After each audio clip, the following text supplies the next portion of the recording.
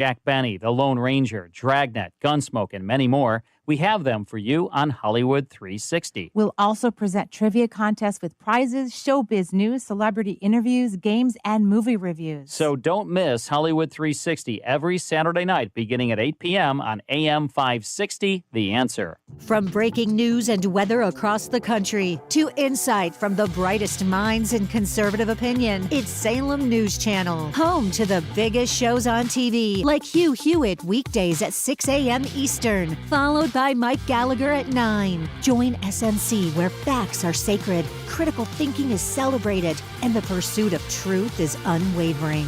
Watch Salem News Channel free, now on Zumo Play. Learn more at snc.tv/Zumo. Hi, this is Pastor Kelvin from Christian Liberty Academy in Arlington Heights.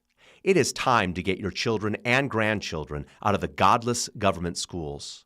How can we subject our loved ones to forced, ungodly psychological examinations and perverse sexual teachings? You would not send your child to a school that teaches 2 + 2 is 5. What is being taught today is far worse and damaging to minds and hearts. We can help through our on-campus Christian school and homeschool program.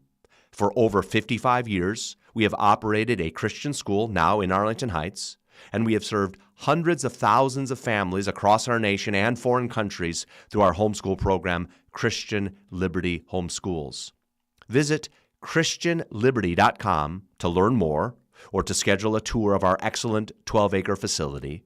Take action today. Visit ChristianLiberty.com, ChristianLiberty.com. Portions of the following show may be pre-recorded. Now, from the Signature Bank Studios. This is Chicago's Morning Answer with Dan Proft and Amy Jacobson on AM 560. The Answer.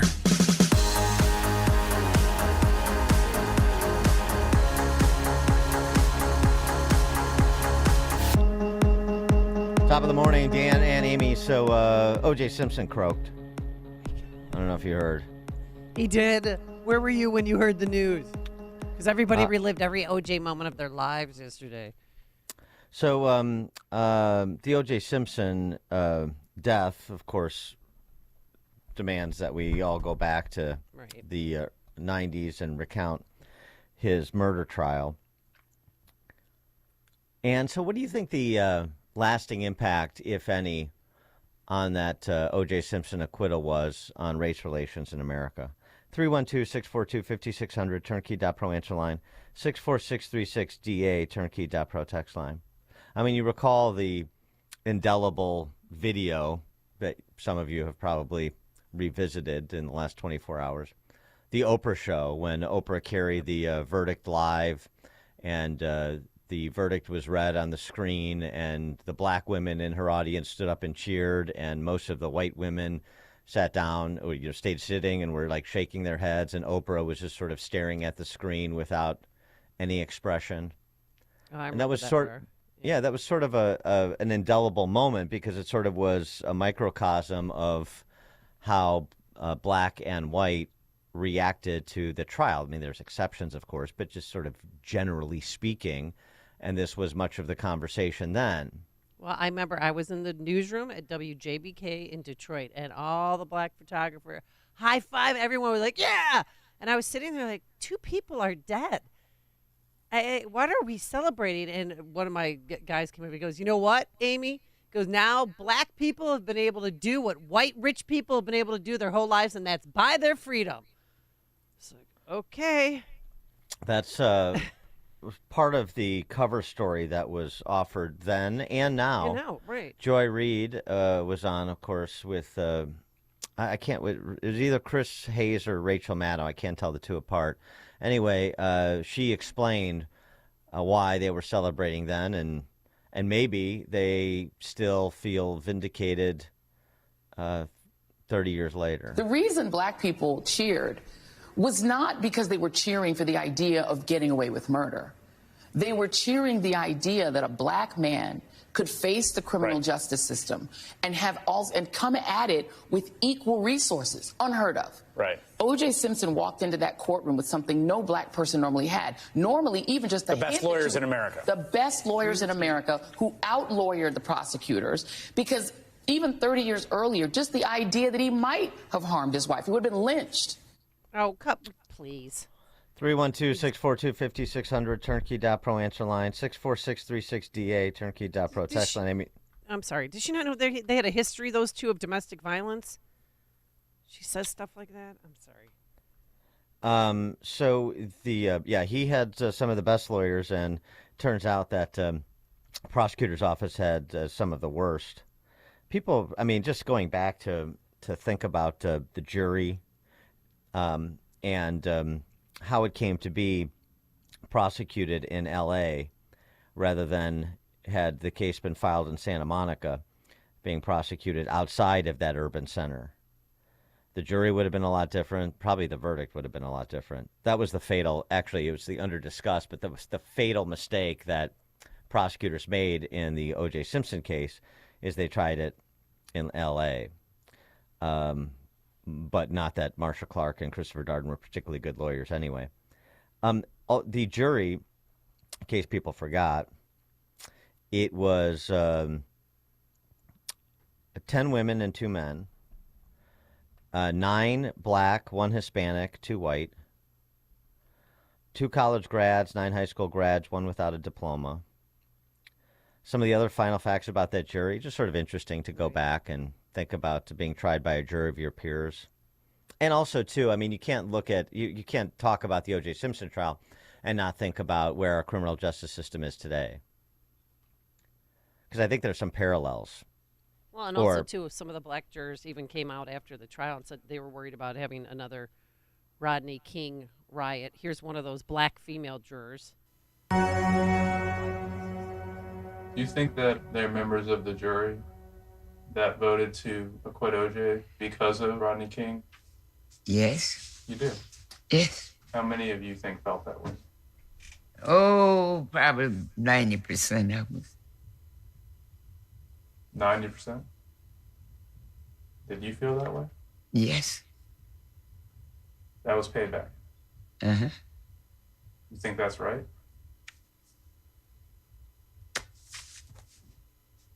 And she kind of shrugs like, well, you know, Yeah, happened. that's not being afraid of another Rodney King riot. It's payback. That was saying, we're going to acquit this guy that we know is guilty because of the cops that were acquitted in the Rodney King beating. They're not thinking about the implications of the verdict one way or the other. They're saying this is payback for what happened in the Rodney King case because we're going to let somebody off who's guilty because you let somebody off who's guilty. That's what she's saying. All right. I'm sorry. That was another juror that was saying that, but that's what that juror felt. Yeah, and that's exactly where I was going, because now we're in a position where that has been scaled, that attitude. What's the implication of the O.J. Simpson trial? The attitude you just heard from that juror, that it's not limited to the O.J. Simpson trial or jury, but that's just the highest profile case, one of the most high profile cases in American history. And so for that attitude to be prevalent there, now think about that downstream. Think about that over the last 30 years. Think about where we are now, where the justice system is designed to persecute people who are not in power.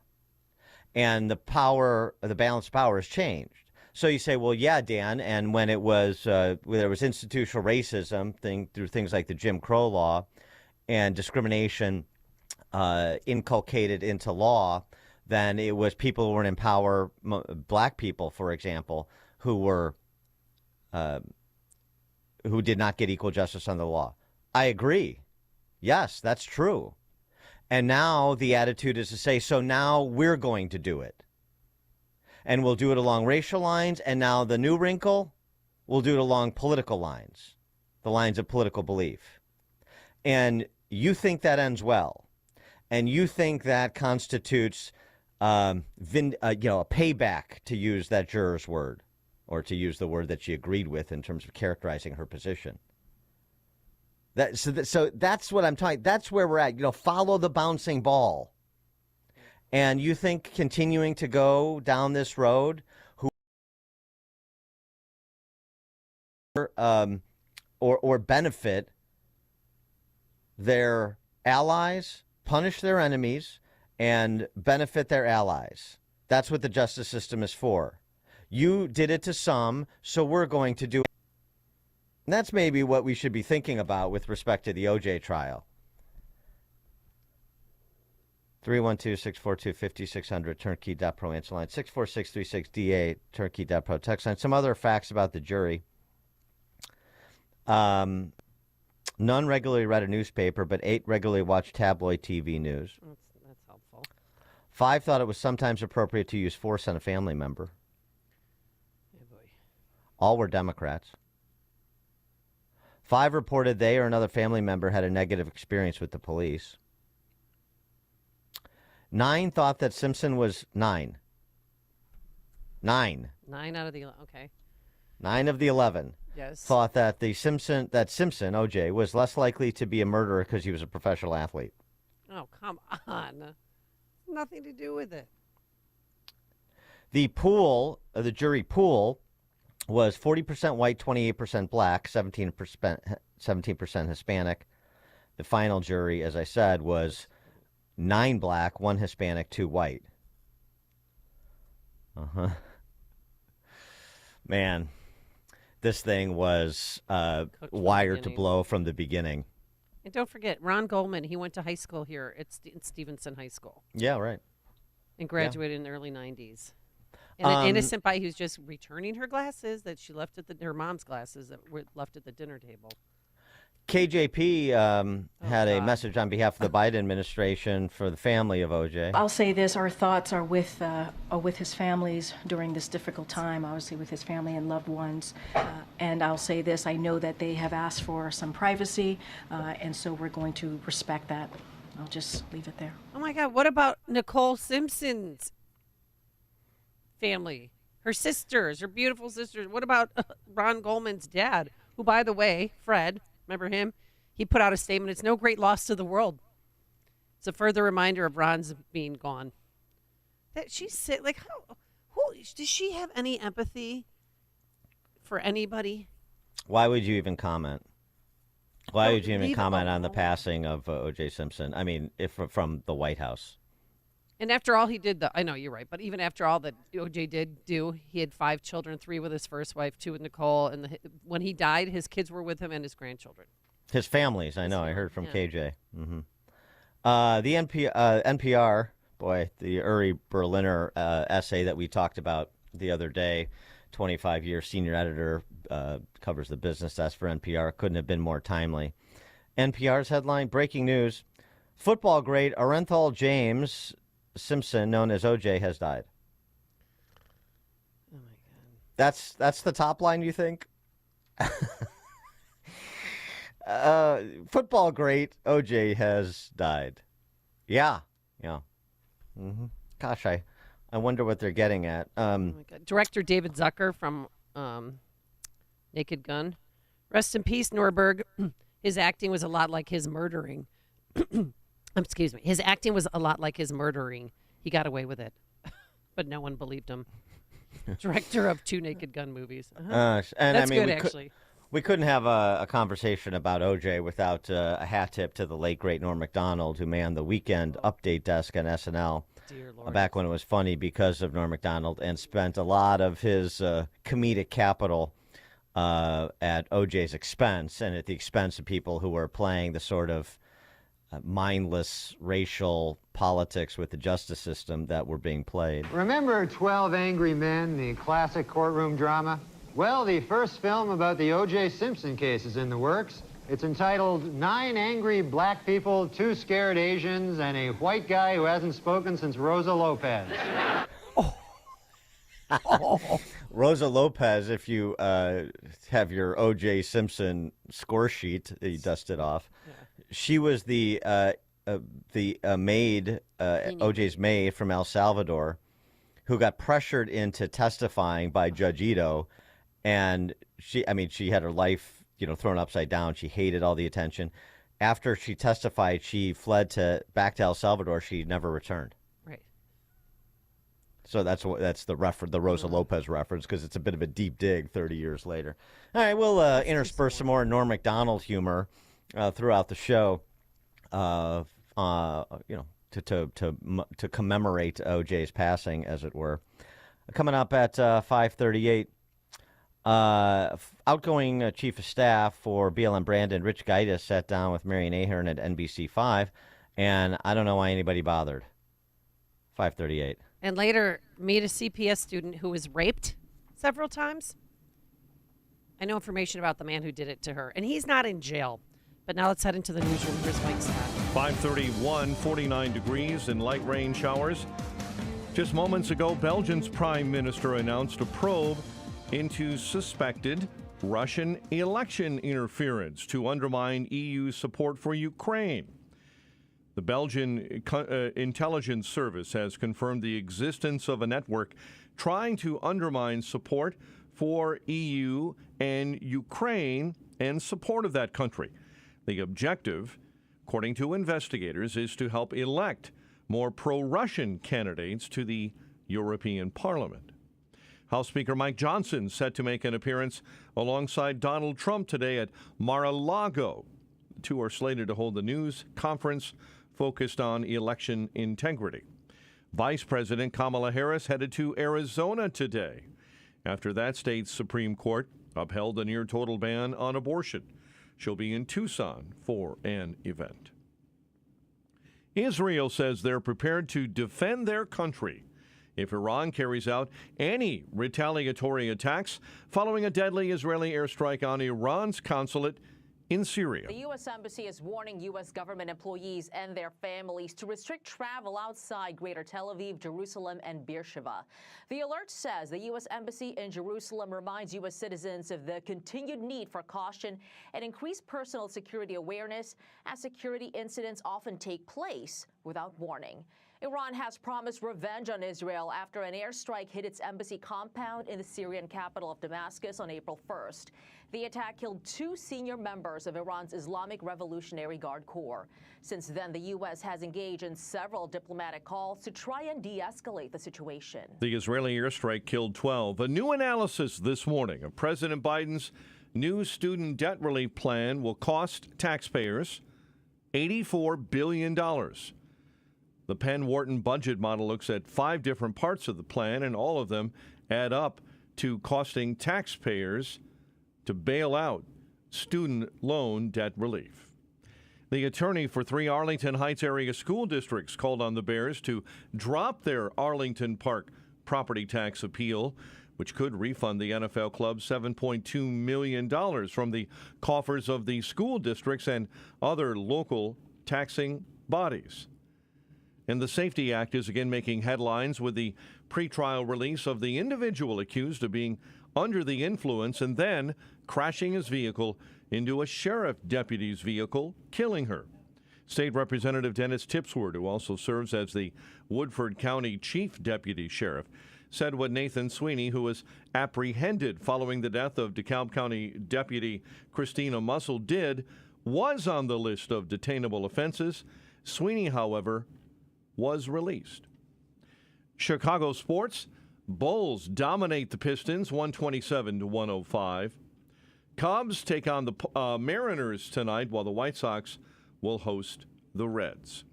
The news, a service of Team Hochberg. They've helped thousands of AM 560 listeners with the best rates and service. Let Team Hochberg help you by visiting 56david.com or 855-563-2843. Lower.com, equal housing lender, NMLS 1124061. And a check of traffic and weather on the way next on AM 560. Make sure that you never miss a day of Dan Proft and Amy Jacobson when you subscribe to the Chicago's Morning Answer podcast, presented by Signature Bank. Listen to the entire show each day on demand with limited commercial breaks. You can subscribe today for free at 560theanswer.com and click on podcasts or search for Chicago's Morning Answer on Apple Podcasts, Spotify, Google Podcasts, or wherever you listen to podcasts. QC Kinetics announces the arrival of National Medical Director Dr. Mitchell Scheinkup, an acclaimed orthopedic surgeon with 2 decades of experience and extensive research in regenerative medicine. But I was one of the first orthopedic surgeons to do it, and at the same time I integrated clinical research that's resulted in several publications that are really directing the future of regenerative medicine. I was drawn to QC Kinetics after I reviewed their protocols, and everything they were doing is consistent with my own approach. Today, Dr. Scheinkup leads the entire team of medical professionals at QC Kinetics, taking this exciting medical breakthrough to a whole new level. What we are doing at QC Kinetics is transforming lives. Get lasting joint pain relief. Call QC Kinetics now for your free consultation. This is the future of medicine. Call QC Kinetics, 312-809-5955. That's 312-809-5955. 312-809-5955. Hi, I'm Gary Rabine, founder of Rabine Paving and the Rabine Group. I'm a partner of Job Creators Network. I believe that less regulation is important to American freedom and protecting the American dream. Job Creators Network allows me to engage in the fight against job-killing regulations and allows me to network with thousands of other business leaders locally and nationally to grow my business and to fight to protect the American dream. Job Creators Network has been instrumental in winning many battles protecting freedom and small business over the past 10 years, stopping the Biden vaccine mandate and stopping the Biden student loan bailouts at the U.S. Supreme Court. These are 2 amazing wins. The JCN team has taught me that we can make a difference.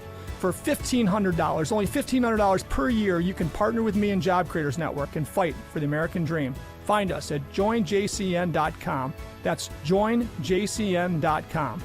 Partner with me today and join us to fight for our American dream.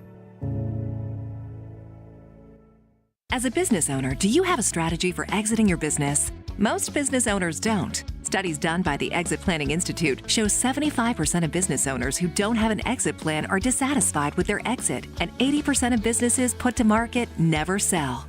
Total Clarity Wealth Management understands the hesitation to discuss exiting. Will customers leave? Will competitors take advantage? Will key employees leave?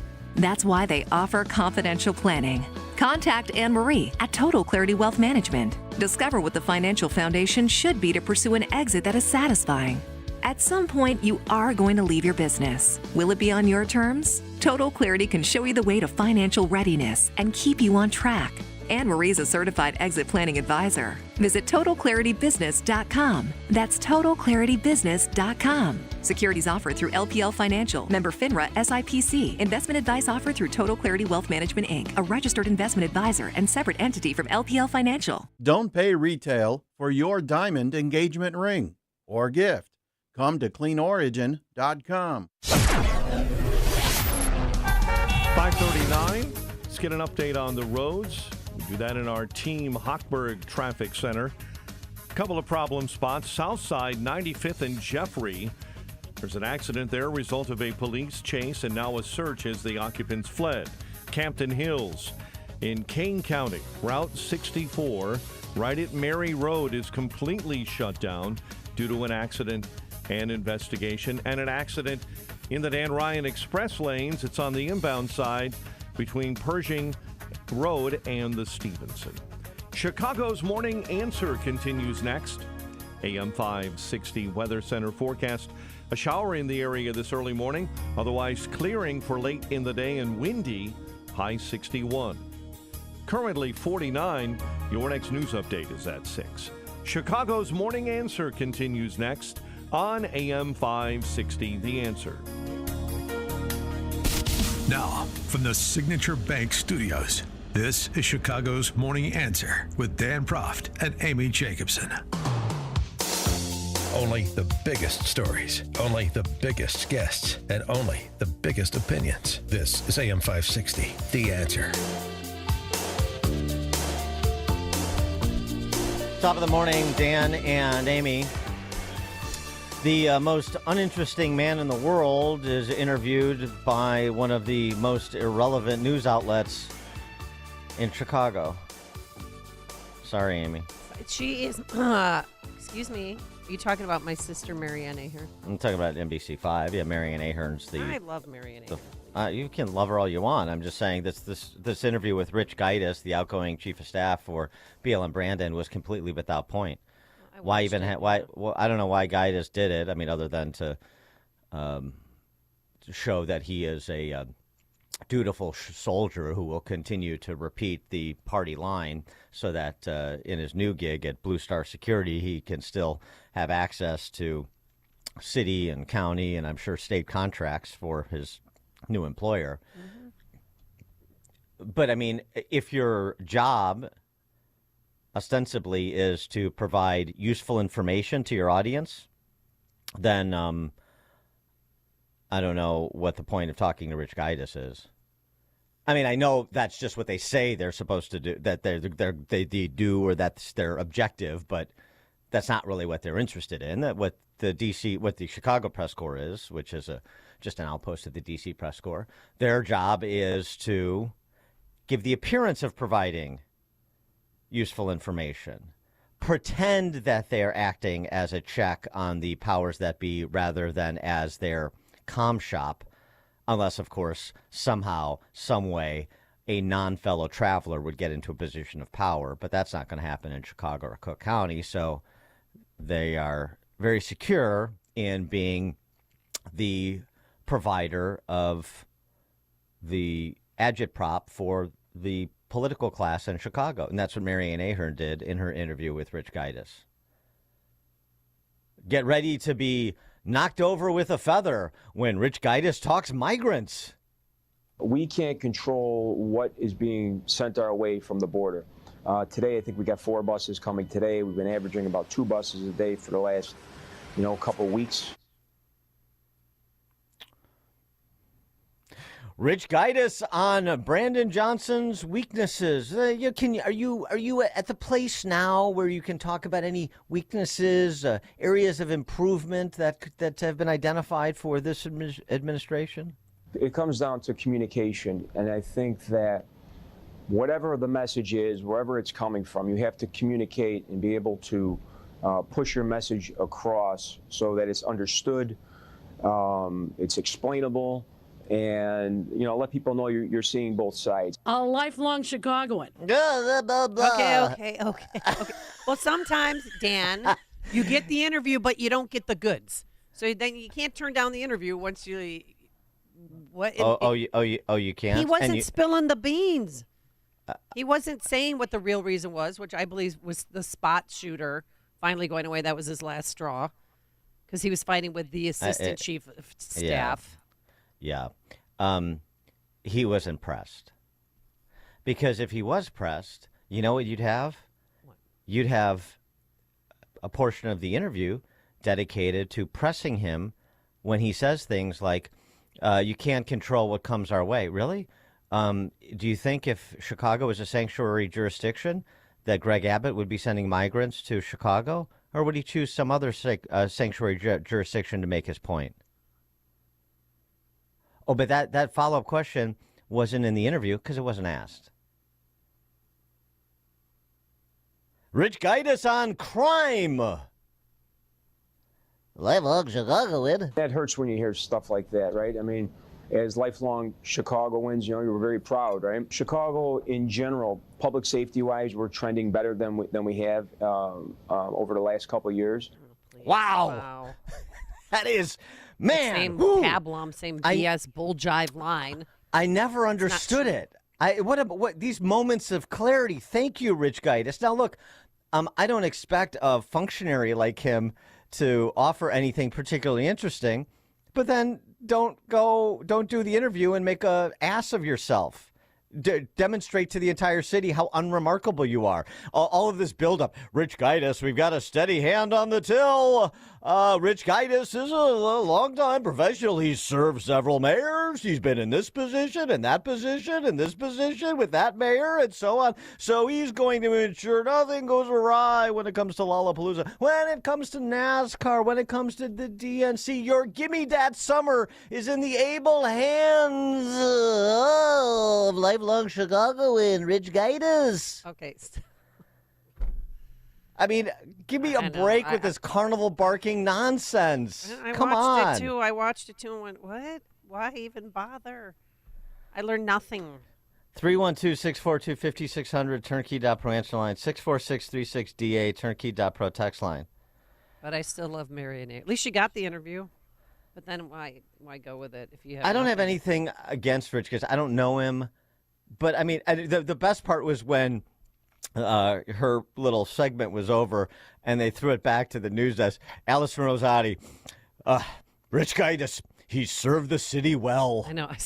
I know. I'm like, oh, honey. What are you talking about? Oh, my God, please stop. You don't know anything about. Just read the teleprompter. You don't know anything about anything, much less city government. Maybe Rich Gaitis is an effective administrator, a competent guy, a straight shooter.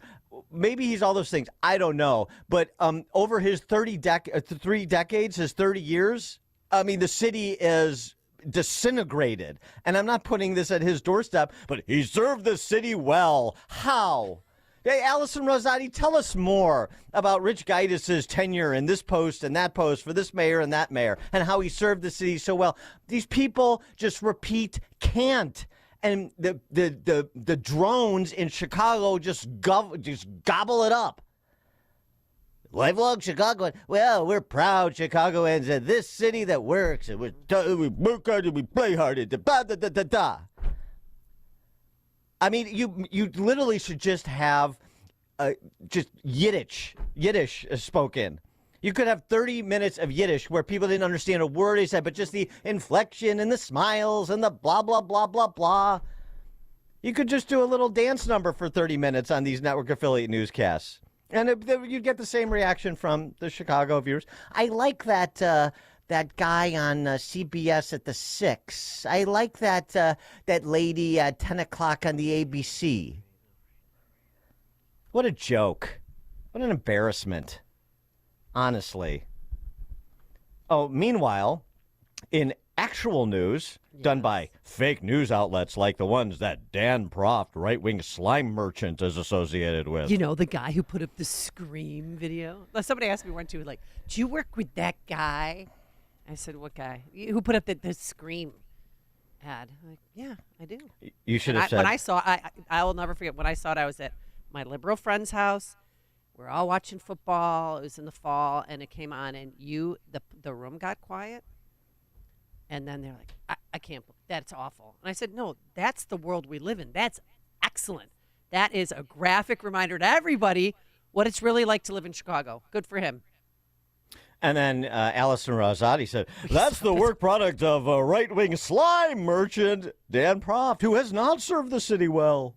No, she didn't say that. I'm just making it up. But they did all try to yank. Of course. Oh, they did yank it, though. Channel 9 was first, right? They did, absolutely. They got calls. People, like your neighbors were upset. They don't want to live in reality. They want to live in the world where Allison Rosati lives. Oh. You're doing a really bad Allison Rosati. It's the same voice. It doesn't male, female. It's all the Chuck Gowdy I-team. I mean, it's the same. I have one impersonation for network affiliate news. Chuck Gowdy and the I-team investigating. Meanwhile, in actual news, yes, you know, we were talking about Dexter Reed because of the police-involved shooting in which he was killed after he opened fire on police. 11 rounds. But don't tell any. It's 11 is 96. Oh, my God. Dexter Reed, he had some sort of transportation business. And I say some sort of transportation business. What was he transporting? Because we don't know. We don't know. But what we do know is he got $20,832 from the Paycheck Protection Program during COVID for a transportation business. His business, all other support activities for transportation, quote, from the SBA. This is SBA data. Oh, my God. Remember, just a little background, arrested in July of last year for aggravated unlawful use of a weapon. It was loaded, too, I found out. Arrested 3 months earlier last year, retail theft from the Zara clothing store. And then, of course, the fateful day where he decided to open fire on police after a lawful stop, as far as we know.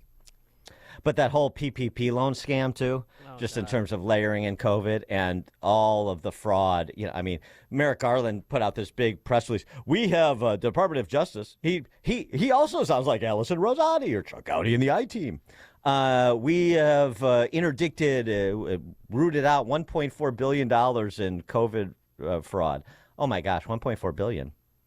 It's in the hundreds and hundreds of billions. Hundreds and hundreds of billions. And they're celebrating $1.4 billion of low-hanging fruit. I mean, the scams that were run. Scam at the federal government level, scam at the state and local government levels, scam at the private citizen level. This is the same thing as we were talking about with payback. It's just we run scams to punish our political enemies and benefit our political friends.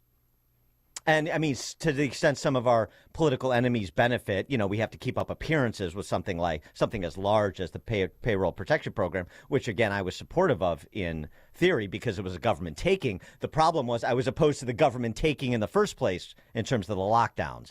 That's the context of this. That's the textual response to COVID lockdowns and to all of this resultant and easily anticipated theft.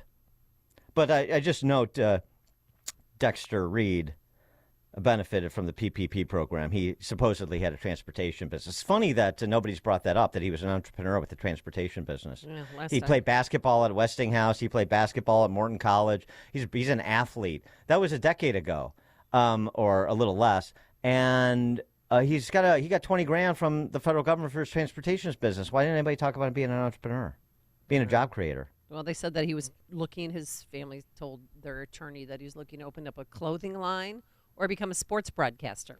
No, but what was he doing now? Right. He wasn't. That's the thing.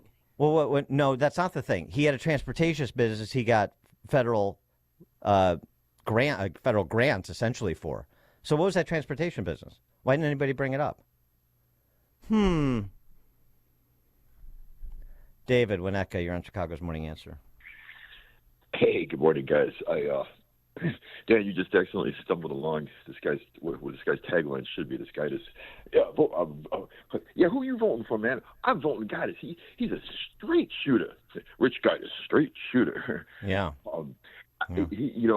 Crime is actually how I was a Democrat prior, and even when Trump was Trump in power, and I was a lib moron, and I came home one night. It was after I was driving Uber at the time, and I'd been robbed that day on my phone.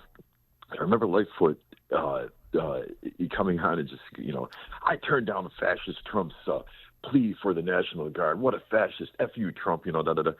And meanwhile, she's like, we're not a violent city at all, and blah blah blah. And, a few weeks later, finally, they allowed Trump's National Guards to come in. I remember how safe I felt with seeing a soldier on every corner. Just, and these guys are babies. These guys and girls, they were just babies. And I thought, my God, this is what it's come down to. But going back to Lightfoot, just, my last point here, the one most unbelievable thing that she did do, and that nobody ever in the world could have taken upon themselves to do this, she found the only human being that was uglier than her to take as partner. Have a great day, guys. Thanks for the call, David. I hope things are still going well with that girlfriend. David from Winnetka, he told us yesterday he dates outside of his race. I don't know if you knew that. Yeah, and his girlfriend, apparently, they've already gotten close enough where he knows she makes like $150,000. So, isn't she a liberal? I don't know if she's a liberal on everything, but I think he recounted how they had a disagreement. It was a racial political issue. But anyway. Rich Gaitis, just since he brought up crime, again, Rich Gaitis, who is the E.F. Hutton of public policy. Shh. Rich Gaitis is about to talk about public safety. Quiet! That hurts when you hear stuff like that, right? I mean, as lifelong Chicagoans, you were very proud, right? Chicago, in general, public safety-wise, we're trending better than we have over the last couple of years. Rich Gaitis, he served the city well. Fare thee well, Lord Gaitis. Dan and Amy, Chicago's Morning Answer. Listen to podcasts of Dan and Amy from the AM 560 mobile app. Download it today at 560theanswer.com/mobile. This is a special alert to all Americans who own a vehicle with less than 200,000 miles with an auto warranty about to expire or with no warranty coverage at all. Due to a decline in the economy, CarShield is announcing a low-cost month-to-month vehicle protection plan that is now available to the public to save any driver out-of-pocket expenses on future auto repairs. Call now to find out how you can pay almost nothing for covered auto repairs. Yes, you heard that correctly. Pay almost nothing for covered auto repairs. An open phone line has been established for all drivers to call for a free quick quote. Call 800-353-2973 now. Drivers who are covered will not have to pay for covered repairs again. This protection plan is at an all-time low. Additionally, drivers who activate this vehicle protection today will also receive free roadside assistance, free towing, and car rental options at no additional cost. Call us for your free quick quote today. 800-353-2973. That's 800-353-2973. What do you have to lose? Call 800-353-2973. Again, 800-353-2973. Balance of Nature's fruits and veggies supplements, changing the world one life at a time. My name is Annie, and I have been taking Balance of Nature for over 2.5 years. I mean, this one thing I told my son, I said, if anything ever happens to me, the one thing I want is my Balance of Nature. I don't care if I don't have anything else, but you make sure you order that for me every month. I tell everybody about Balance of Nature. I feel like everybody ought to take them. Start your journey with Balance of Nature supplements. Call 1-800-246-8751 or go to balanceofnature.com and sign up as a new preferred customer. And for a limited time, get 35% off your first order, plus $10 off any additional sets with free shipping and our money-back guarantee. Go to balanceofnature.com or call 1-800-246-8751 and get this special offer by using discount code CHICAGO. Quick delivery service. What do you need delivered today? Hi, I'm trying to work through a last-minute to-do list for my boss. Can you deliver a hard drive to the Loop in Chicago? We can deliver that today. Okay, can you deliver 20 boxes to a client in Rockford? We can deliver that today. Can you deliver 12 pallets of tile to our customer in Naperville? We can deliver that today. Can you deliver a large envelope to Northbrook? We can deliver that today. Oh my gosh, I think my water just broke. Can you... We cannot deliver that. Quick Delivery Service delivers your package no matter the size. More than just a messenger service, Quick Delivery Service is a messenger and trucking service that can also provide scheduled routes for your daily delivery or your air shipment. Trucks are equipped to handle the load and provide ground-level service for same-day delivery. The Quick Delivery Service team of safe, licensed professionals can provide quick door-to-door service for your special delivery. QuickDelivery.com. That's QuickDelivery.com. We deliver that today. But we don't deliver this. AM 560, The Answer. All right, coming up on Chicago's Morning Answer. Zero tolerance policies in government schools. Zero tolerance policies in government schools. See if it's something you support. See if you support it after hearing from a high school senior in South Carolina. 606. And later, maybe this will wake up Chicago public school parents. We'll explain. But now let's head into the newsroom. Here's Mike Scott. Search underway for a missing South Chicago man. A man stabbed in the Loop overnight. A Berwyn woman is charged with stealing through the state's unclaimed property program. Could be a big shakeup on the Wisconsin Supreme Court as a liberal justice has announced she's not running for re-election. America's first glass house is being restored. Bulls cruise past the Pistons. Cubs visit the Mariners. WIND, Chicago News Time, 6 o'clock. More Americans getting more debt wiped out.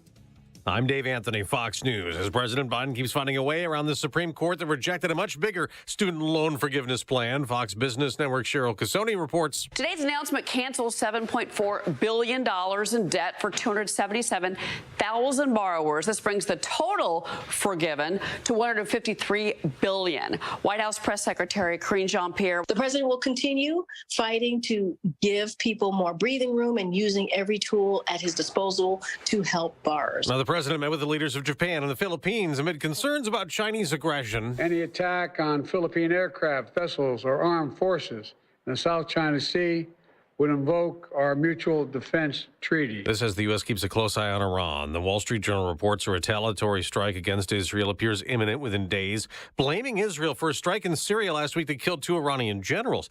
FBI Director Christopher Wray keeps warning of elevated terror threats since Hamas's attack triggered Israel's war in Gaza, telling a House hearing. Our most immediate concern has been that individuals or small groups will draw some kind of twisted inspiration from the events in the Middle East to carry out attacks here at home. We're learning an Afghan migrant on the terror watch list is back in custody after Mohammed Karwan came to the U.S. illegally last year and was allowed to stay. Homeland Security officials say at the time, Customs and Border Protection could not conclusively prove that Karwan was on the terror watch list. He was referred to Immigration and Customs Enforcement and released on ATD or alternatives to detention.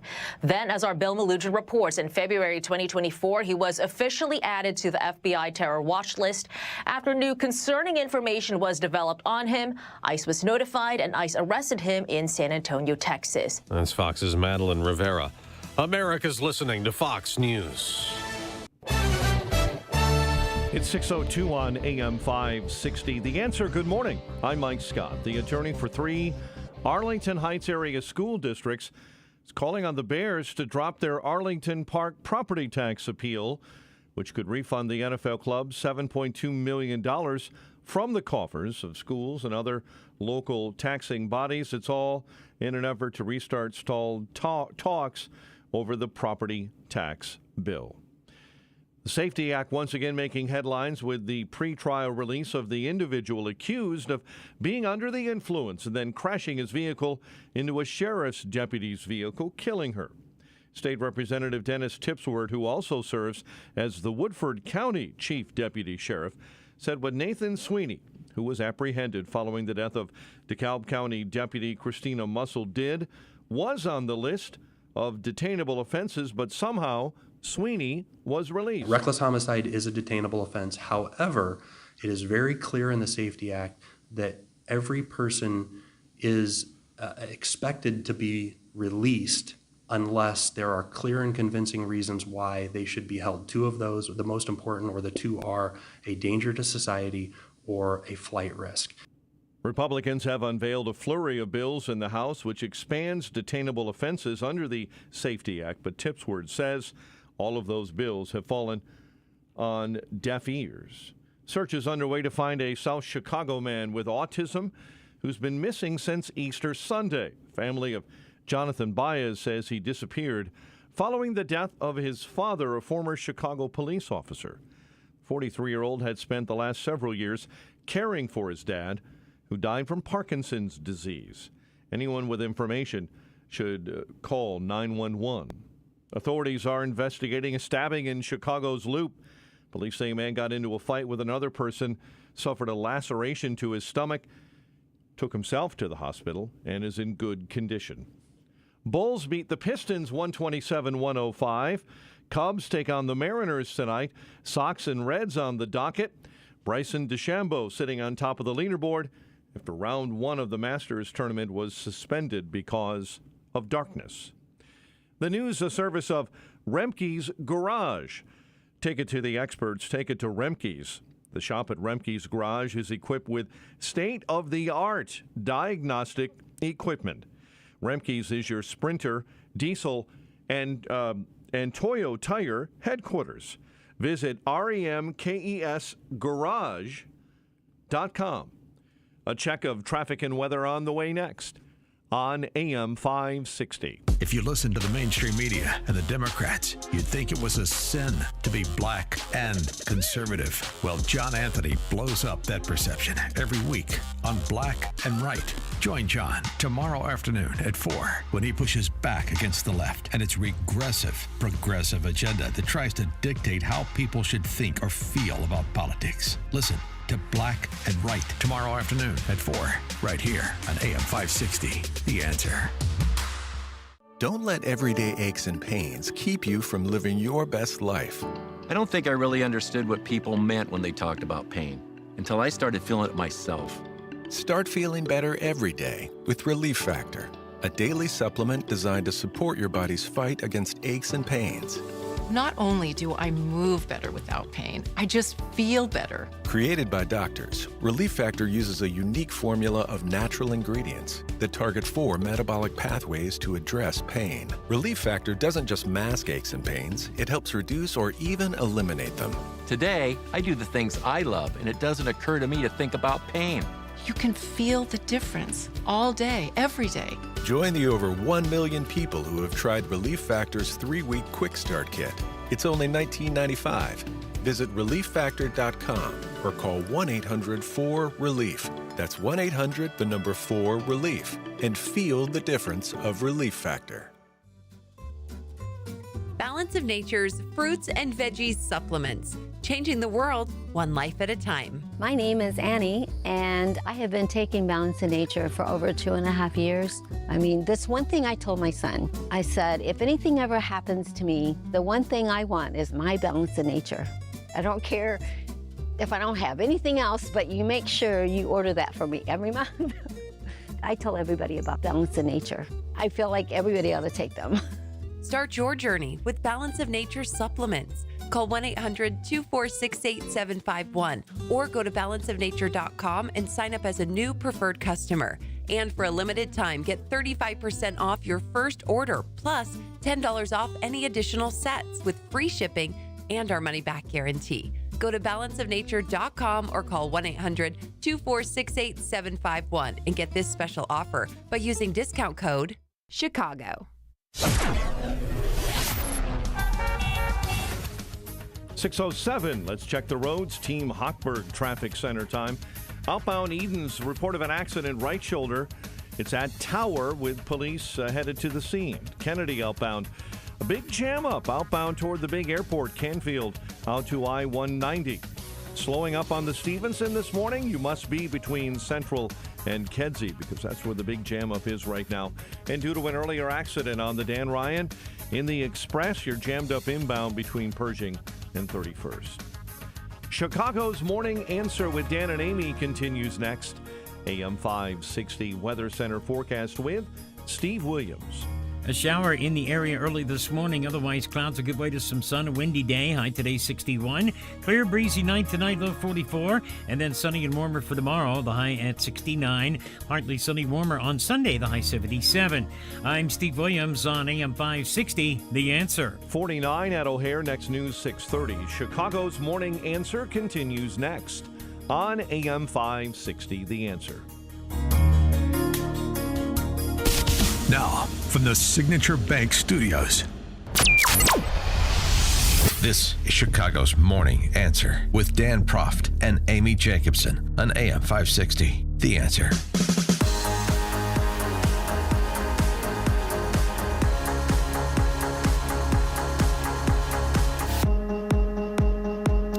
Top of the morning, Dan and Amy. We've talked about these policies in K through 12 government school systems before, but let's revisit. I'm talking about zero tolerance policies.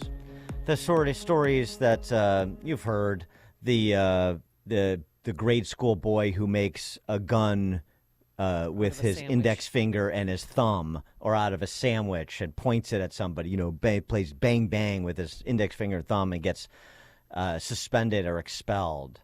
Zero tolerance. Zero tolerance for violence. This movement that started a while back, the last decade and a half, I'd say. We have policies and procedures. We have this manual. We have a zero tolerance policy. Look, it's right here in the student handbook.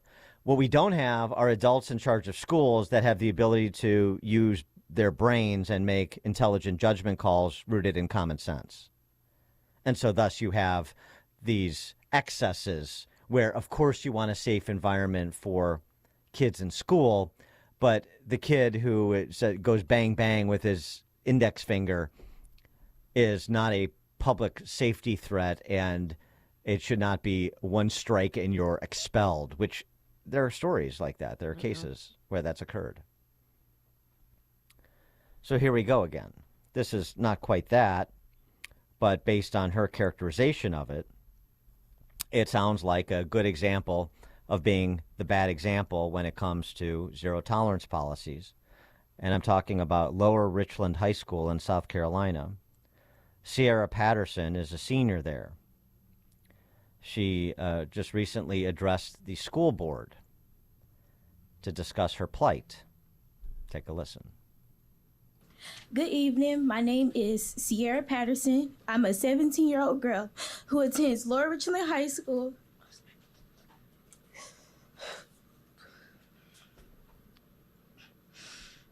I'm a senior this year. I have 25 and a half credits with a 3.9 unweighted GPA. I'm also an IB and honors student. I have done cheer for Lower Richland since I was 13 years old on varsity every year. I'm enlisted in the SC National Guard with the MOS of 31 Bravo, which is a military police officer. And I will be attending basic training in AIT this summer after graduation. Then in spring 2025, I will be attending Winston-Salem University, majoring in criminal justice and a minor in forensic psychology to become a homicide detective. I have already been accepted into Winston-Salem as well. While attending Lower Richland High School, I haven't had any referrals nor disciplinary actions. On January 22nd, as I was trying to break up an altercation due to no admin nor security being present, I was then attacked by a girl and we began to have a physical altercation. Then I was attacked by her friend as well, which I have video evidence of. This caused me to be referred to the hearing board and then to Olympia Learning Center because of the violation of Level 3, 3.17, major disruption of the education environment. At Olympia, they only have 2 out of my 7 classes, which are personal finance and economics. I then put in an appeal and waited 3 weeks, and then to where I went to my appeal, and I was sent to serve at Homebound Services last week when I got this information. But they didn't have my classes on Edgenuity, so then they contacted my base school, which is Lower Richland, and they said they would try to get my classes online through Schoology. And I was informed of that information today. I stand before you to state I have missed almost 2 months of my education due to this altercation, and I'm the only senior in this situation. They are all receiving the education needed for them to complete their grade, but I am not receiving none of mine in my senior year, and I'm the senior who is graduating this year.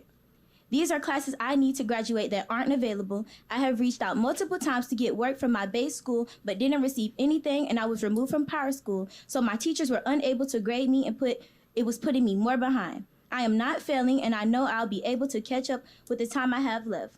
I'll do a behavior contract or whatever is needed for me to go back to school. I've paid my senior dues for graduation. I paid for my prom dress already as well. I worked so hard to be in the top 30% of my class. Kept A's and B's every quarter to make sure I continue to excel in my honor and IB courses. I worked so hard for my IB certification. I apologize for my negligence of the violations I was involved in, and I wish it never happened. I wish I could go back and change the whole situation. My education, life, and career are now all on the line and being affected. I don't have time for summer school due to me leaving for basic training in AIT. I didn't put in another appeal because I don't have that much time left, and I really wanted to be heard as soon as possible. Graduation is in 2 months and 3 weeks. Parliamentarian, let her continue. Finish, darling. Graduation is in 2 months and 3 weeks, and prom is in 1 month and 3 weeks. I really hope to attend both. I just want to go back to school to catch up. I'm sorry.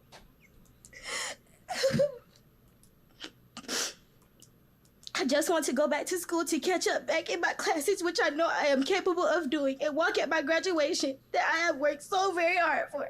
Oh, God bless your hearts for what may happen next. Thank you for your time, and thank you for listening to me. Again, God bless you all. Have a great rest of your evening. Thank you.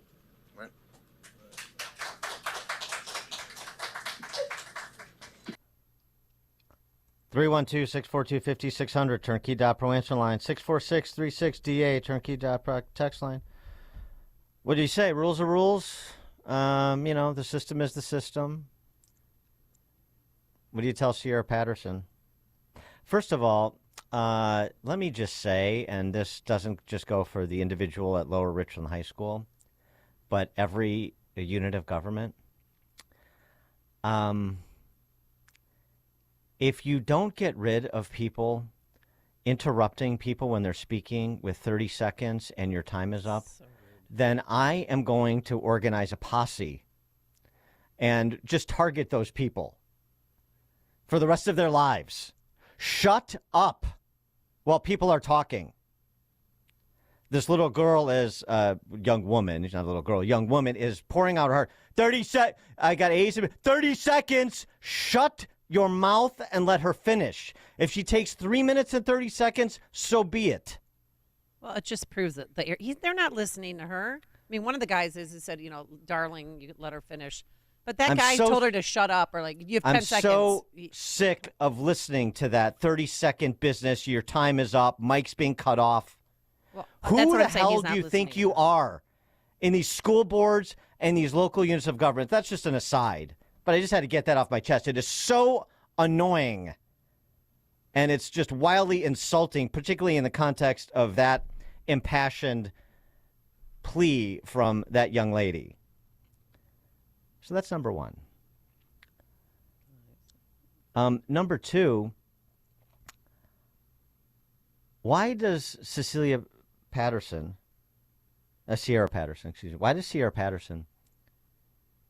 why is she at a school board meeting during public comment having to address this situation so she can get some appropriate response from her school district, her high school? And I think Mom was with her, too, because there was a lady that walked away from the podium with her. Well, why do they have to go to the school board, which meets, once or twice a month in most places? Mm-hmm.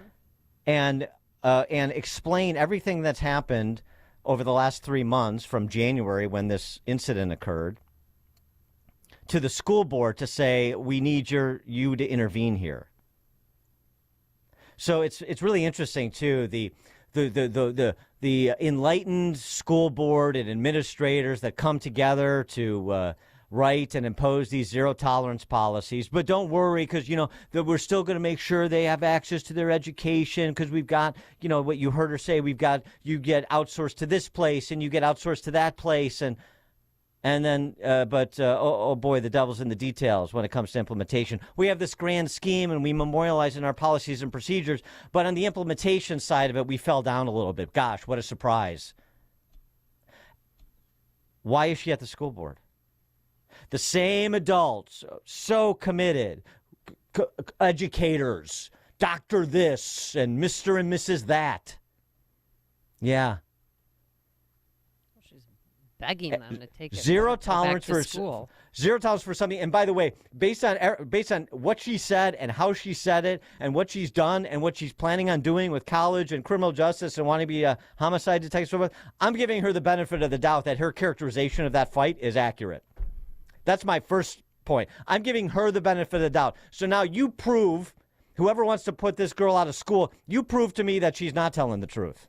And if she is telling the truth, that she tried to break up a fight and then she defended herself, then what the hell are we talking about? And why does it take 90 days to get to the bottom of this? She has a 3.9 GPA. Unweighted. Unweighted, right. Yeah. So, it's, with the weighting that's done in these government schools, it's going to be probably 5.0. Well, not being able to graduate. I mean, the government school should be open to her. She's not. She was a hero in this. She started to break up a fight. This is the point of this is illustrating the government schools and probably a lot of private schools that operate very similarly in terms of the culture. This is coming at it from another angle. We come at it from the angle of incompetence, and they're not teaching kids how to read and write clearly. And they're what the unions are doing and the politics of it all and wiring school boards and pushing all this cultural Marxism. Here's a kid who, based on what she says her record is, and I believe it based on how composed and thoughtful and articulate she was at the podium, that whether that's a good school or not, she's getting it done. I don't know if it's with a lot of help or on her own, whatever. She's clearly getting it done. And here again, the high-achieving student who's doing everything right, she's the one that falls prey to these mindless policies where no adults are in charge, that have functioning, that firing synapses and functioning gray matter where they can make judgment calls, or there's an intersection point so that you can get to an adult who has the authority to intercede to stop this from going on for 3 months. That's another aspect of K through 12 education in America that isn't talked about enough, which is why, unfortunately, Sierra Patterson has to provide an example of the sorts of things that are happening to good students like her. Sickening. 312-642-5600, turnkey.pro answer line. 64636, type in DA, then a quick comment. Dan and Amy, please tell me they got this poor girl back into class. I don't know yet. Don't know yet. This just that plea at the school board meeting happened last week. It's so stupid. I mean, just They'll get around to it. Hey, when she's 24, and I mean, no matter what happens to her, I have confidence just that she's going to make it because she's just one of those people that sounds determined and focused and regimented and good for her. But they're gonna come back when she's. Hey, Sierra, it turns out you were right. Sorry about that. We'll mail you your diploma. I mean, she's already been accepted to college. She's never been in trouble before. This is so stupid. It just reminds me of the whole COVID thing when the big government, they put a policy in place and no one exercises common sense after that. There's no exception to any rule. Len, Highland Park. She's so far above those people that are ostracizing her. I agree. That young lady ain't got nothing to worry about. She'll find her way, and she'll wind up being even farther above to those. I mean, that was so well written and just so well articulated, and it's amazing the BS. Thanks for the call, She wants Len. to go back to school. You have a girl who's begging to get back into a government-run school. She No, wants to go to prom. She wants to go to graduation. You heard she's a threat to the school safety, right? Because otherwise, why would the punishment be what it was? That's what they must believe. So, do you believe that? That's what I would say if I was dad. First of all, I could not be. I would not have the ability to be as respectful as she is. So she's also more mature than me. I would just not have the ability to be that respectful. So here's what you're saying. You're saying that my daughter. I'll play the role of her dad. You're saying my daughter is a threat to public safety. Is that what you're saying? It's a school safety. The kids are afraid of her. Is that what you're saying? This is and oh, by the way, I'm going to use my 3 minutes. And then I'm going to step away from the podium, and then I'm going to stand in front of each one of you until you answer the question. And until you get off your fat derrieres and get my daughter reinstituted in school right now, call the superintendent, pull him away from Chili's or wherever he's having his dinner, and get his ass over here and whoever else's asses you need over here, because this ends tonight. And you can take me out with police officers or whatever, and then I'm coming back with all my other dad friends. And we'll be at your houses, and we'll be saying the same thing. We're not going away until you answer the question and then you re-answer. I mean, honestly, is that what you want this to come to? Yeah. Because no. Text message, with this culture and DEI, you would think zero tolerance policies would be gone. Yeah. Well, you know how well, it's true, and she is a young black girl, but yeah, right. I mean, a DEI runs into other sort of mindlessness, I suppose. But I mean, with respect to zero tolerance policies, there is definitely some latitude there, because zero tolerance also runs into, before DEI, the alternative dispute resolution, like was so ably practiced at Parkland, when they didn't get that shooter out of the school a long time after they should have. Remember that? Mm-hmm. And where did that principle come from? Chicago. So we want to end on the one hand, we want to end the school to prison pipeline. This is their rap. On the other hand, everybody's oppressed, and so they're not responsible for their actions. And on the other hand, we have a zero tolerance policy. So if you try and break up a fight and we get the facts wrong, then you're out of school. I mean, right. Do not look for intellectual consistency from this crowd, because they're feeling their way through lives. They're sentimental barbarians with an emphasis on barbarian. Don in Orland Park. Good morning, you guys. Love your show. Imagine if we were this tough on actual criminals that use actual guns. You can shoot somebody and then arrest you, and they'll let you out 3 hours later to get on with your life. This is absolutely ridiculous. Thanks, Don. Ron and Carol Stream.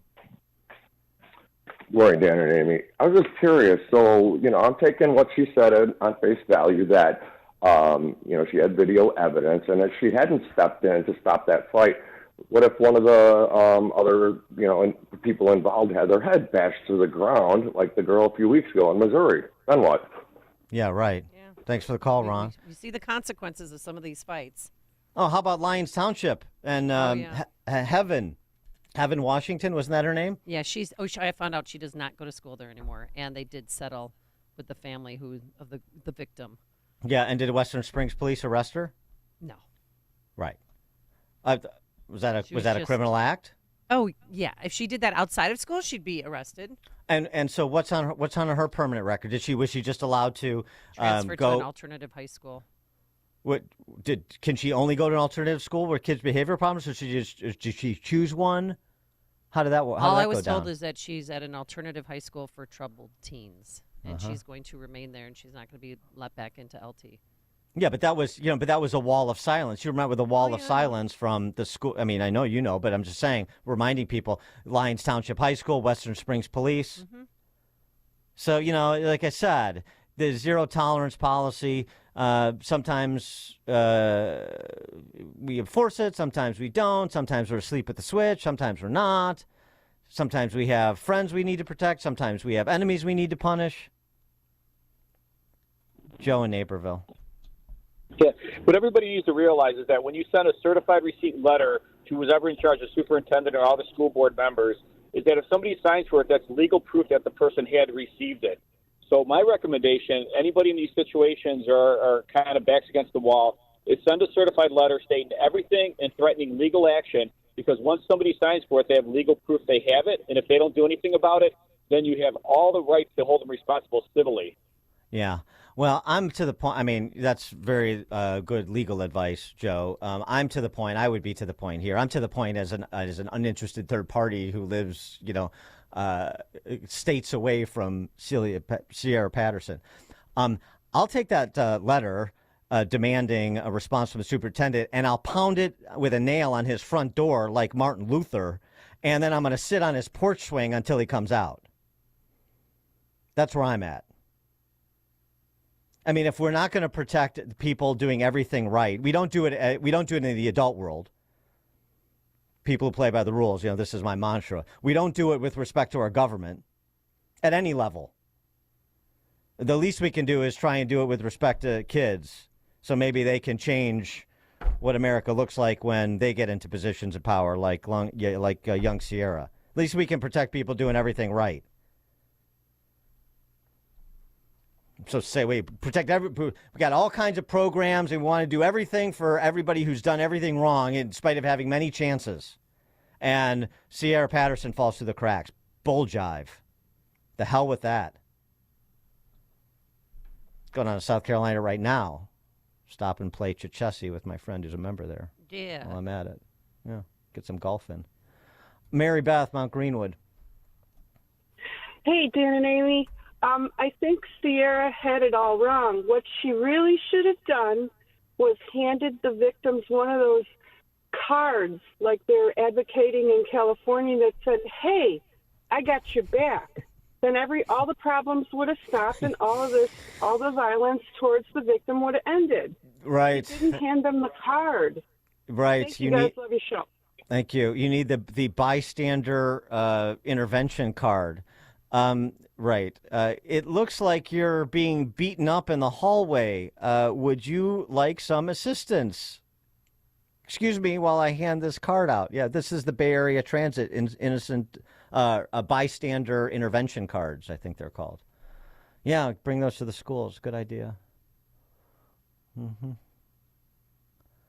I'll tell you who's going to need some of those intervention cards. Ew. Those school board members. Yeah. Chris and Carey, I should say. Hey, good morning. So whatever happened to, we know it when we see it? And I'm not giving the school board a pass, but oftentimes principals don't want to escalate. They don't want to pass the problems on to the admin because the principal gets in trouble. The admin doesn't want to alert the school board because they get in trouble. I'm not giving them a pass again.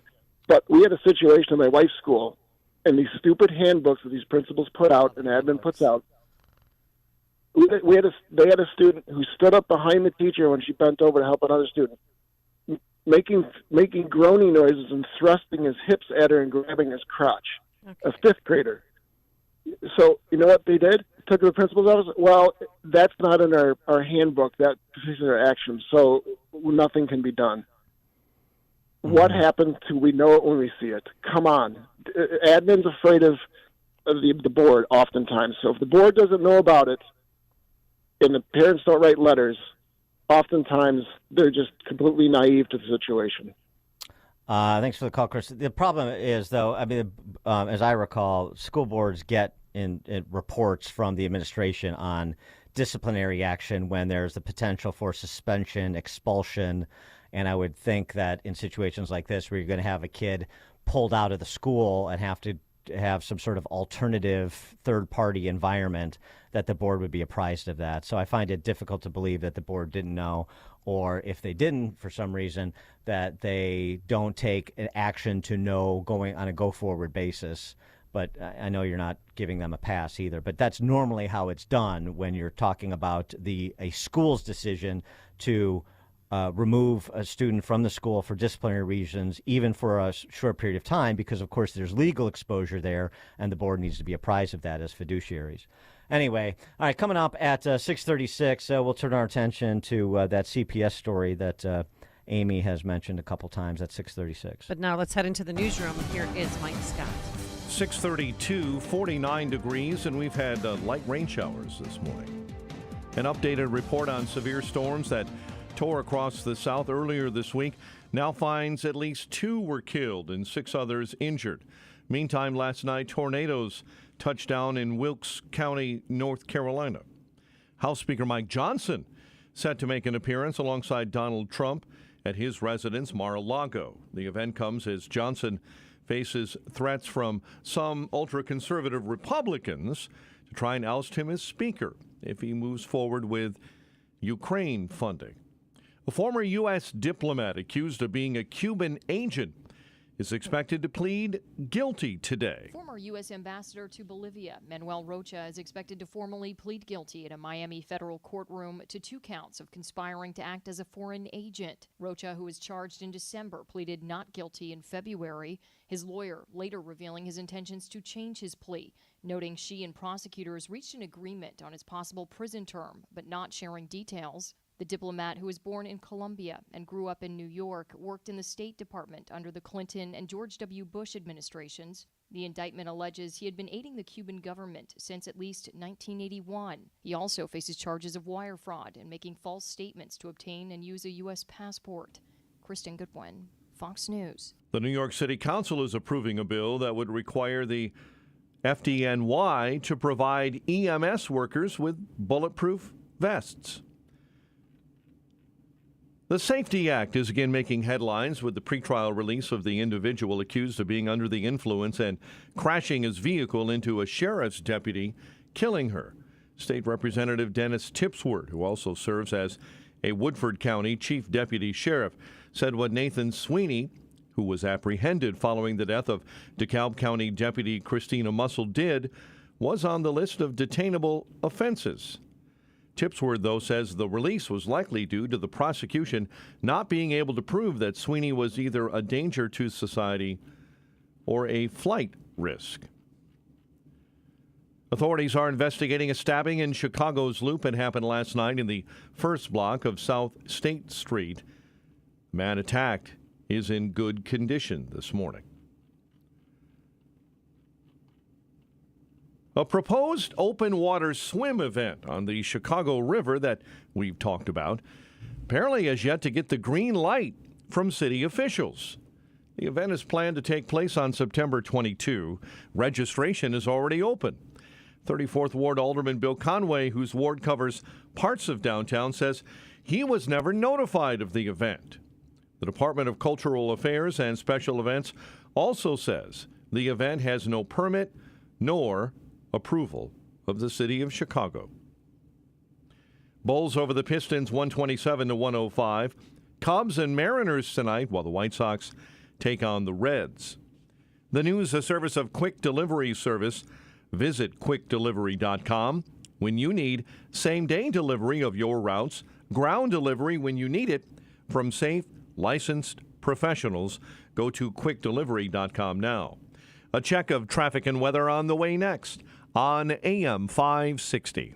November 2nd, 2020, marked the 100th anniversary of the first commercial radio broadcast. We're still here, and we're bigger and better than ever. You can still listen to us over this great radio station, but now there are no limitations. Your smartphone is now your smart radio. Listen to us online on the app, tunein.com, iHeartRadio, and Odyssey.com. Your smart speaker can find us too. With radio, there is no separation anxiety. We're always on.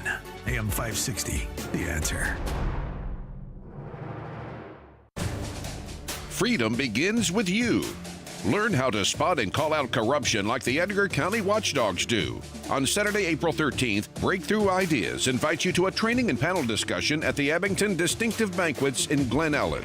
Spend the morning interacting with Kirk Allen and John Kraft of the Edgar County Watchdogs. They'll discuss strategies and basics for keeping watch on your tax dollars in your community. You'll hear from Diane Benjamin, blogger for BLN News, Amanda Piker, a No Goshen activist, and Brittany Norwood, a Dalton whistleblower. Session is from 9 a.m. to 12 noon and includes training, discussion, and breakfast. Tickets are only $15 and are on sale now at breakthrough-ideas.com. You'll be immersed in the experience with like-minded people and learn some skills from other watchdogs. Freedom begins with you. Saturday, April 13th at the Abington, presented by Breakthrough Ideas. Go to breakthrough-ideas.com to buy tickets now.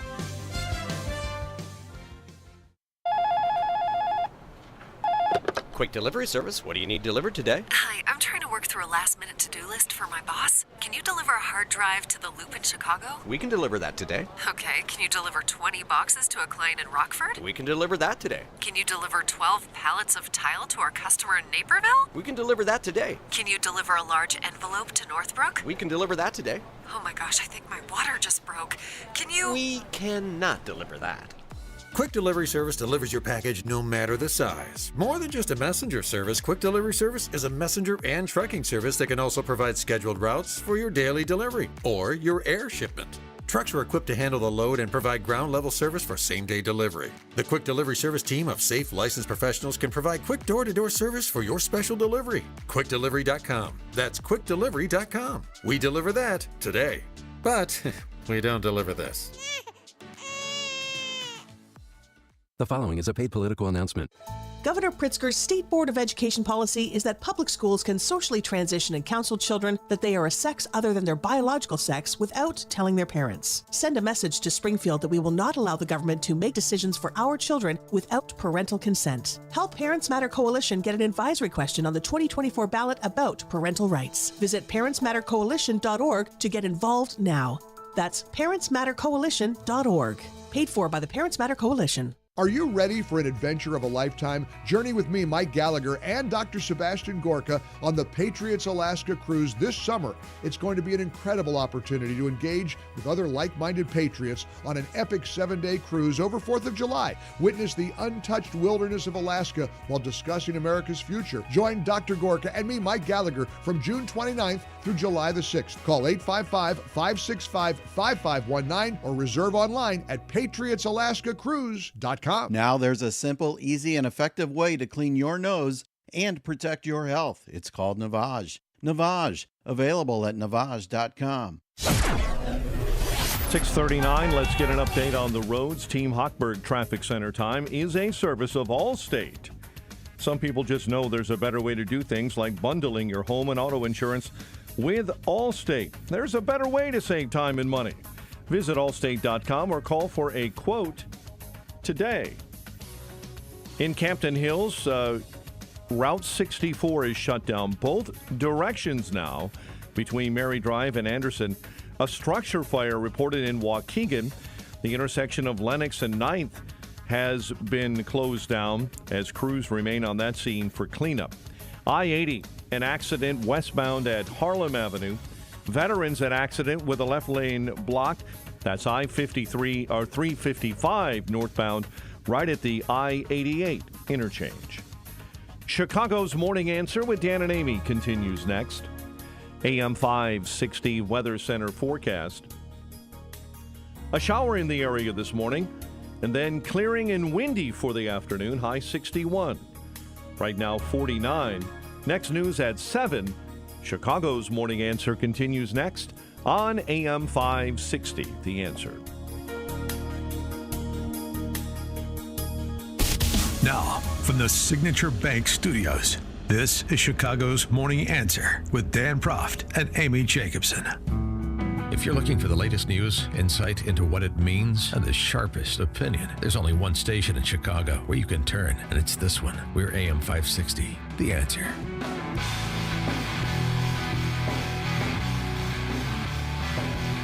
It was revealed today that OJ Simpson told police that Nicole Brown Simpson used to beat him up. He also claimed that she and Ron Goldman killed him.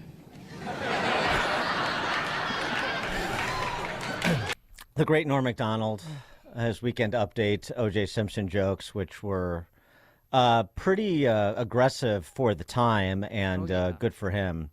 Norm Macdonald, the late, great Norm Macdonald, will be interspersing some of his O.J. observations all morning. We'll get back to a discussion about that, maybe an open mic Friday. But anyway. Because you know what? O.J. didn't kill anybody, Dan, but you did. You know why? Because you're not vaccinated. Remember that? He was a big vaxxer. Of course, right. And we always appreciated O.J. Simpson's public service announcements. But we need to get to this story that you've been referencing this morning. Do we have a House of Horrors at the Greater Lawndale School for Social Justice, ironically enough? Yeah, Little Village High School. The Dean of Students, Brian Crowder, according to police and according to the victim's attorneys, he was molesting, raping, grooming a 15-year-old girl. He did it for 3 years. And she came forward because they filed a lawsuit against him. And her story is just heartbreaking. I was just kind of going by what he was telling me and just kind of doing what I was told to do by him. Brian Crowder got her pregnant twice. Coerced her into having an abortion, pretended to be her parent. Her stepfather. At the abortion clinics. And they believed her, didn't even ask any questions like, oh, this is your teacher at Little Village High School? Well, first of all, right, so that was back when you had to notify a parent. When that's no longer the case, thanks to Jelly Belly Pritzker. So the great news for the pro-abortion crowd that for the next predator, like this Brian Crowder, who, by the way, has been charged with a felony count of criminal sexual assault. So alleged sexual predator. The next alleged sexual predator that preys on a young girl, like this situation, or many young girls, because it sounds like there are others. Don't have to, and then, gets someone pregnant and then takes them to an abortion mill. He can just drop her off and no questions asked by Planned Parenthood or one of the other operators of those mills, thanks to Jelly Belly Pritzker and all you pro-abortionists in the suburbs. But her rapist was with her when she got an abortion, and they just let it slide because he just lied. Because he said he was a stepfather. Yeah. Here's her attorney. And what do you think? And just one more point on this, because it shouldn't go unremarked upon. And do you think those intake people at the Planned Parenthood mills, you think they're really trying to sleuth these things out, even if they have suspicions? Your name, her name, what the vibe is, the relationship there, checking anybody out, getting IDs, representing a stepfather. Oh, really? Well, let me get your ID, put it part of the record for this case. And so you think they're doing anything like that? No, they're not. Heck no. Of course they're not. Yeah, here's her attorney. She was abused by a dean who was in charge of disciplining students and keeping students safe at that school. He impregnated her twice. He coerced her into 2 abortions. And what makes me sick, because I met some teachers from Little Village about a month ago. We ended up at the same place, and we were talking about him. And they know that there's other victims out there. He was relieved of his duties in 2022. But he's not in jail, Dan. And he's charged. He's charged, but not in jail. And also, he's still getting paid. And he's going to get paid until this goes to trial. So he's been home for a few years, still getting paid. And he raped her. He raped her during class. He raped her. And the worst part is she told a teacher what he was doing to her. Even though I did ask her not to say anything, I feel like she should have. You know, it was her job to do so. Well, it was her job to do so, Yeah. like under We're the law. mandated reporters. Yeah. And she did. It just makes me so sick. So I just hope that this story will wake parents up about CPS and what teachers are doing. Some teachers, not all teachers, and I know I love some of the teachers that my kids have had at obviously CPS. They've not been all teachers. wonderful. Yeah, obviously not all teachers, just like it wasn't all priests, but Right. that didn't stop the mob from assembling with their torches and pitchforks. And again, to do the Catholic Church comparison, no defending the Catholic Church. The Catholic Church invited these predators in, and they shuffled them around. There was a reckoning due the Catholic Church for their awful judgment calls, for essentially being accomplices to the predation that occurred under their watch. Even if they turned their eyes, it's still under their watch. So this is not absolving anybody. It's saying if you're serious about the issue, then yes, Catholic Church, but why no CPS and other institutions that somehow we're not supposed to pay as much attention to, despite cases like this, young women coming forward, reports from the Inspector General's office, confirmation from the City Corp Counsel's office, and really not much coverage, and certainly not much reaction from this very dutiful and docile electorate in Chicago that, I would say, and this may be a bit aggressive, but I'm going to say it anyway, that the electorate writ large also accomplices to this sexual predation on young people in CPS. If you don't pay attention, and you don't want to pay attention, and you don't want to ask any questions, and you take this oath of silence despite your mandatory reporting requirements if you're inside the system, then whether you're ever held legally responsible, you're morally responsible. And I think the electorate is morally responsible for what happens in CPS, just as those individuals in the church, men of the cloth or lay people who knew what was going on and turned a blind eye, they're at minimum morally responsible for what happened in the church. I hope this teacher gets fired. I mean, she was 15 years old. And she got pregnant. She told a teacher, and the teacher did nothing. And then she got abused for 2 more years. Now she's coming forward because she wants the other girls that she believes were molested by this former dean to come forward. I just want to help any young girl out there that's maybe going through this to know that it's not okay. Again, we know that this is a lot more prevalent than people want to admit. I mean, the Shake Shaft report, which we've mentioned almost every time this topic has come up, that was done 25 years ago, essentially estimating 10%, around 10% of sexual assaults in 10% of students in government schools around the country are victims of sexual assaults inside the school. That's about 5 million kids. That report was revisited a few years ago, and they upped the percentage, essentially the guesstimate, if you will.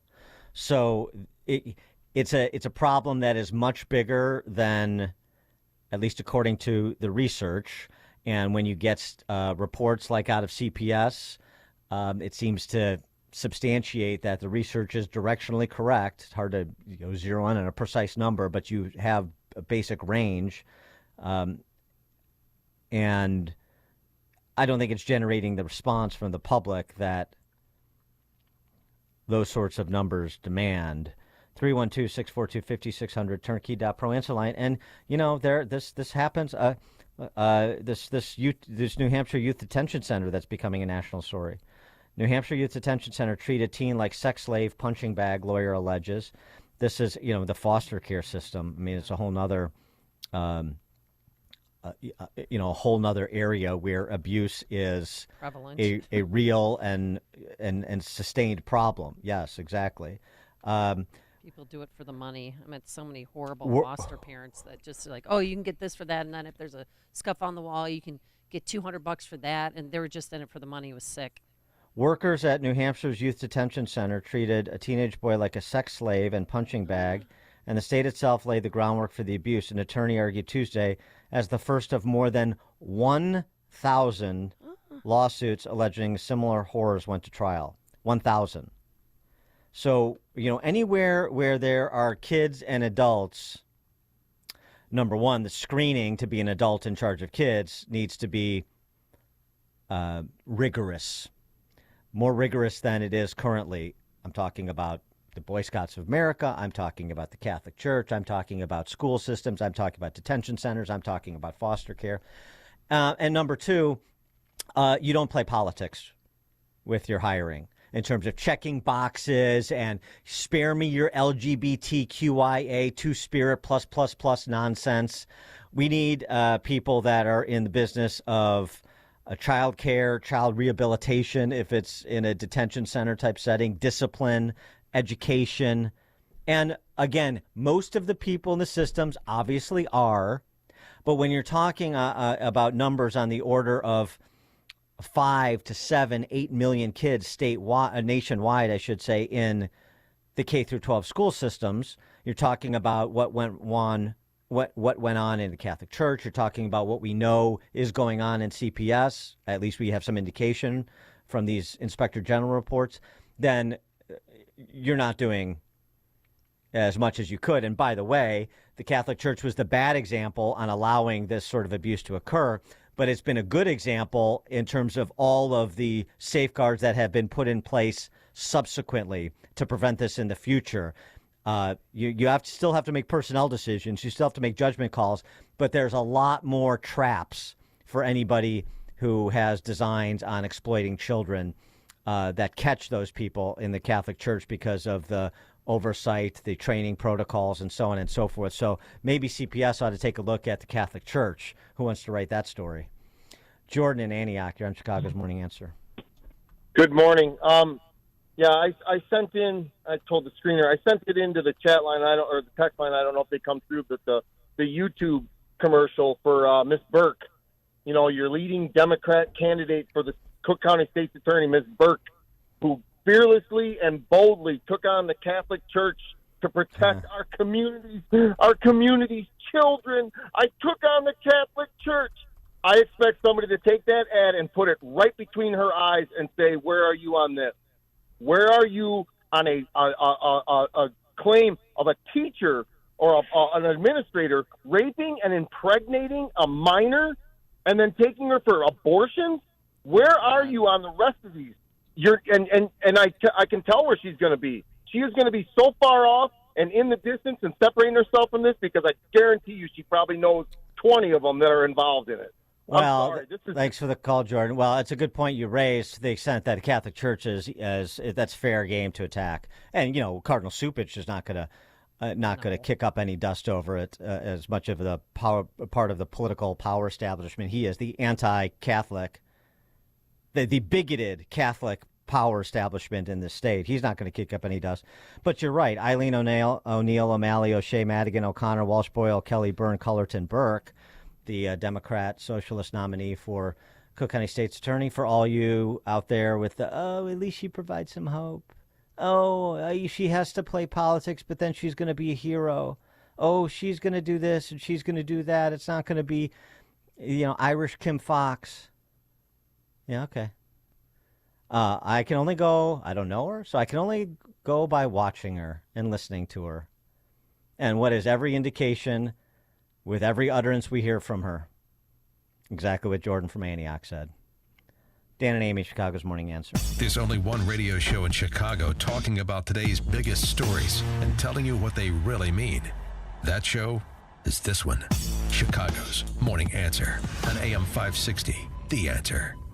For over 23 years, Applied Mechanical Sales has offered boilers, water heaters, and exhaust venting to commercial mechanical contractors. They aid in the selection of standard and high-efficiency hydronic system equipment for replacement or new construction. From schools to churches to high-rises and hotels, Applied Mechanical provides high-quality, cost-effective Camus boilers and water heaters in many of Chicago's most iconic buildings. Mechanical design firms trust Applied Mechanical to support them by specifying the size and type of boilers to best match a building's load profile for the worst of Chicago weather conditions. Engineers and contractors can be confident that they'll experience trouble-free operation for the next 15 to 20 years. Applied Mechanical Sales ensures their boilers are properly installed and operate at peak efficiency long after the initial startup. Go to appliedmechanicalsales.com to schedule a site visit and boiler replacement assessment. That's appliedmechanicalsales.com.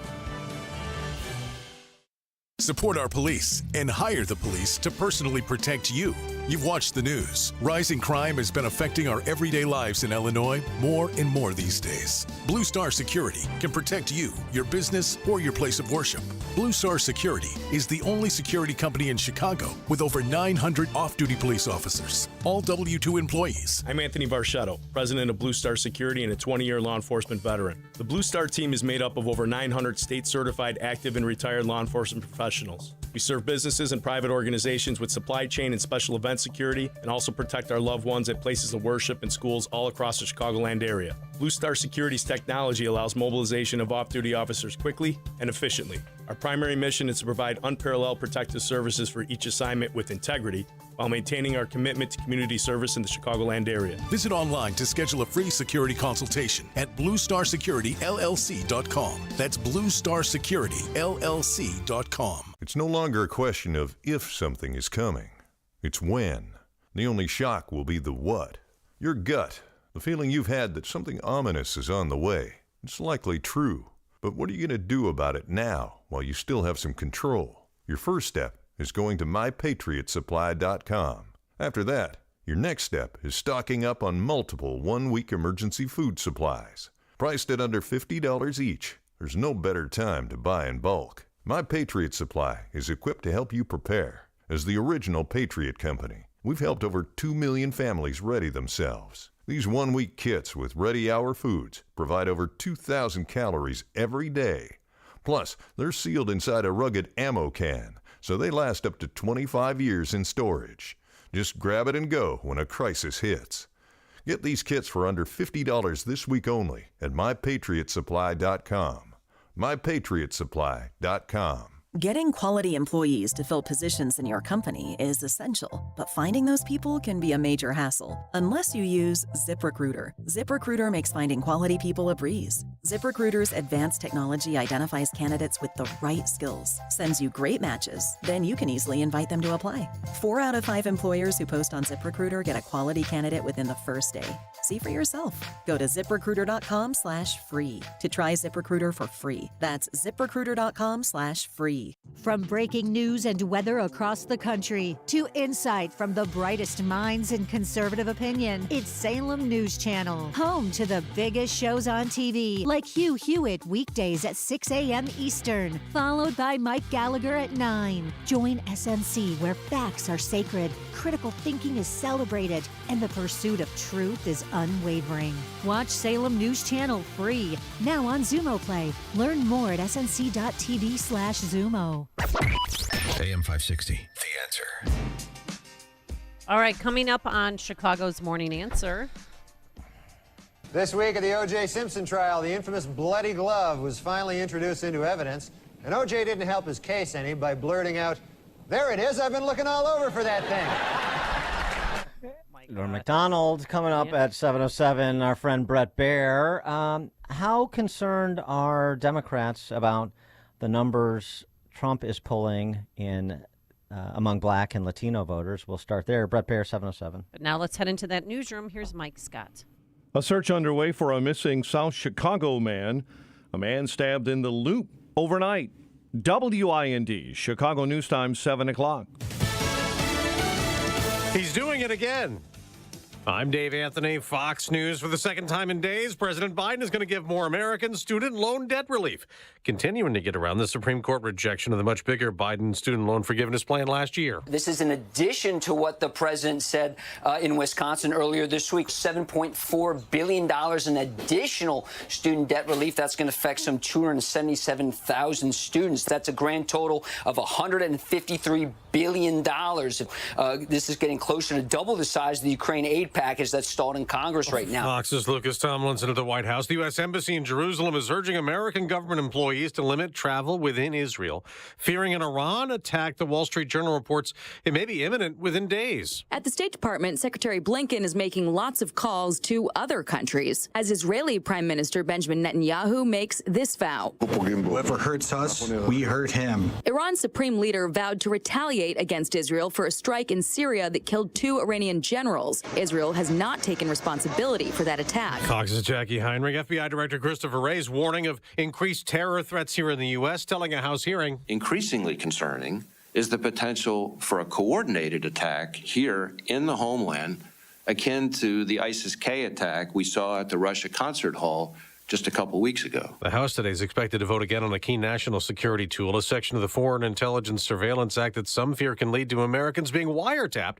Some Republicans refused to advance it the other day, but Congressman Russell Fry tells Fox Business. There are things when you need to get a speedy warrant that you can do, but you can do this in a lawful way that adheres to the Constitution and puts these guardrails on these agencies that have abused this for years. Former President Trump wants to kill FISA, saying it was used to spy on his 2016 campaign. He'll meet today with House Speaker Mike Johnson, who calls FISA a vital tool. America's listening to Fox News.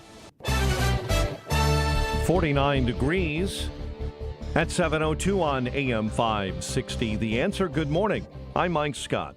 A heavy police presence and an investigation underway at a home in Wheeling. Police responded to a residence in the 300 block of 12th Street around 6 p.m. last night. There may be a death investigation, but police have not yet confirmed. May be connected to a woman who police were searching for after she did not show up to work. The Illinois Senate has passed legislation that would make changes to the liability guidelines in the Biometric Information Privacy Act.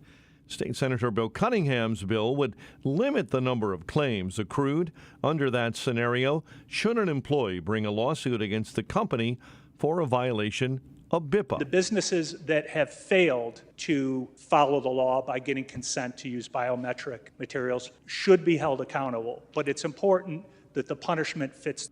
State Senator John Curran says he wanted more changes to BIPA, but this is a start. We are a true outlier in this country. This is not a law that other states are saying, yeah, Illinois got it right, and we're going to follow suit, and we're going to model the Illinois law. The Senate passed the bill on a 46-13 vote.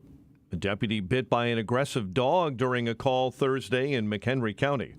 Deputies were called to a dog fight. The sheriff's office says several were injured, including a deputy who was injured. One dog was shot by a deputy, according to the sheriff's office. Another dog remains on the loose.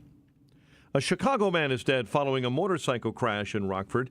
Frederick Smith was riding Wednesday when he collided with a Salvation Army truck and was pronounced dead at the scene. Bulls dominate the Pistons 127-105. Cubs take on the Mariners tonight. Blackhawks battle Nashville. White Sox host the Reds. Bryson DeChambeau sitting on top of the leaderboard at the Masters. The news, a service of Team Hochberg. Let Team Hochberg help you by visiting 56david.com or call 855-563-2843. Lower.com equal housing lender, NMLS number 1124061. A check of traffic and weather on the way next on AM 560. This radio station is always on, But sometimes you need more content that you can take with you anywhere. That's why we invented the SalemPodcastNetwork.com. You'll find all the great hosts on this radio station, plus a few more, like Charlie Kirk, Dinesh D'Souza, Trish Regan, Jenna Ellis, and Dennis and Julie. There's literally no end to what we can teach you. It's like radio on demand. And just like radio, it's always on. Go find out what you're missing. Download the app, SalemPodcastNetwork.com. Homeschooling is becoming much more common these days. Children graduate at a higher rate, and a vast majority of homeschooled children go on to graduate college. But where do you start? How do you homeschool your children? Visit homeschools.org for an amazing homeschool curriculum with Christian values. Christian Liberty Homeschools is a pioneer of the modern homeschool movement and has helped thousands of families get started and succeed. With a Christian Liberty homeschool curriculum, school is on your time. It's flexible, allowing you to vacation whenever you want and making the world your classroom. Watch how your child's confidence soars as you stay in control of the content of your child's education, backed by a great support network. If you're ready to escape from the public school system and homeschool your child in good faith, visit homeschools.org today. Christian Liberty Homeschools, where your child's future is in great hands. That's homeschools.org. Don't let everyday aches and pains keep you from living your best life. I don't think I really understood what people meant when they talked about pain until I started feeling it myself. Start feeling better every day with Relief Factor, a daily supplement designed to support your body's fight against aches and pains. Not only do I move better without pain, I just feel better. Created by doctors, Relief Factor uses a unique formula of natural ingredients that target 4 metabolic pathways to address pain. Relief Factor doesn't just mask aches and pains, it helps reduce or even eliminate them. Today, I do the things I love, and it doesn't occur to me to think about pain. You can feel the difference all day, every day. Join the over 1 million people who have tried Relief Factor's 3-week Quick Start Kit. It's only $19.95. Visit ReliefFactor.com or call 1-800-4-RELIEF. That's 1-800-4-RELIEF. And feel the difference of Relief Factor. Can peace of mind fit into just 3 fruits and 3 veggie supplements? Yes. We start by sourcing the best fruit and vegetable ingredients.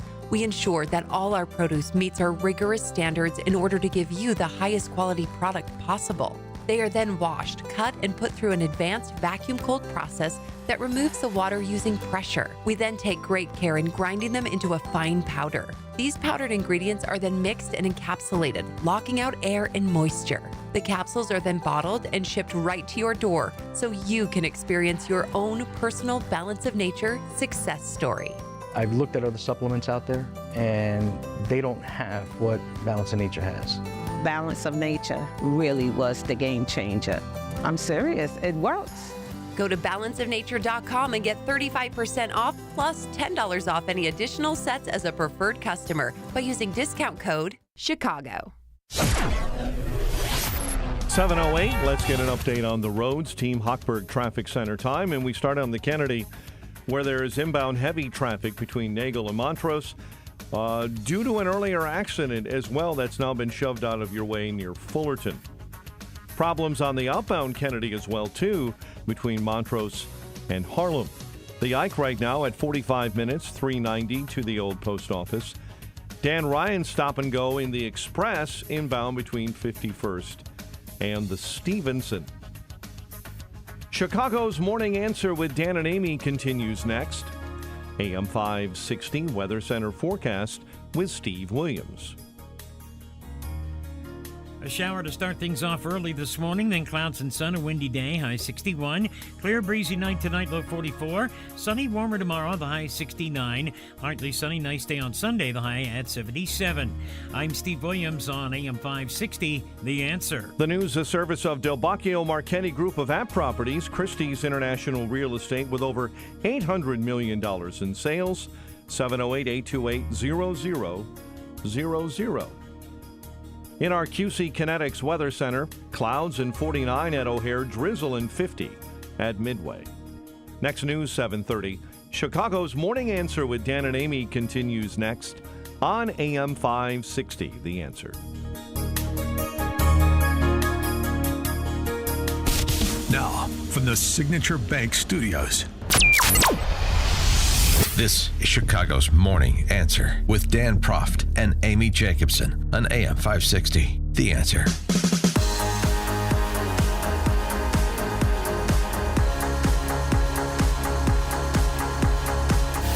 Top of the morning, Dan and Amy. Some interesting new polling data out. Wall Street Journal surveying minority group voting trends.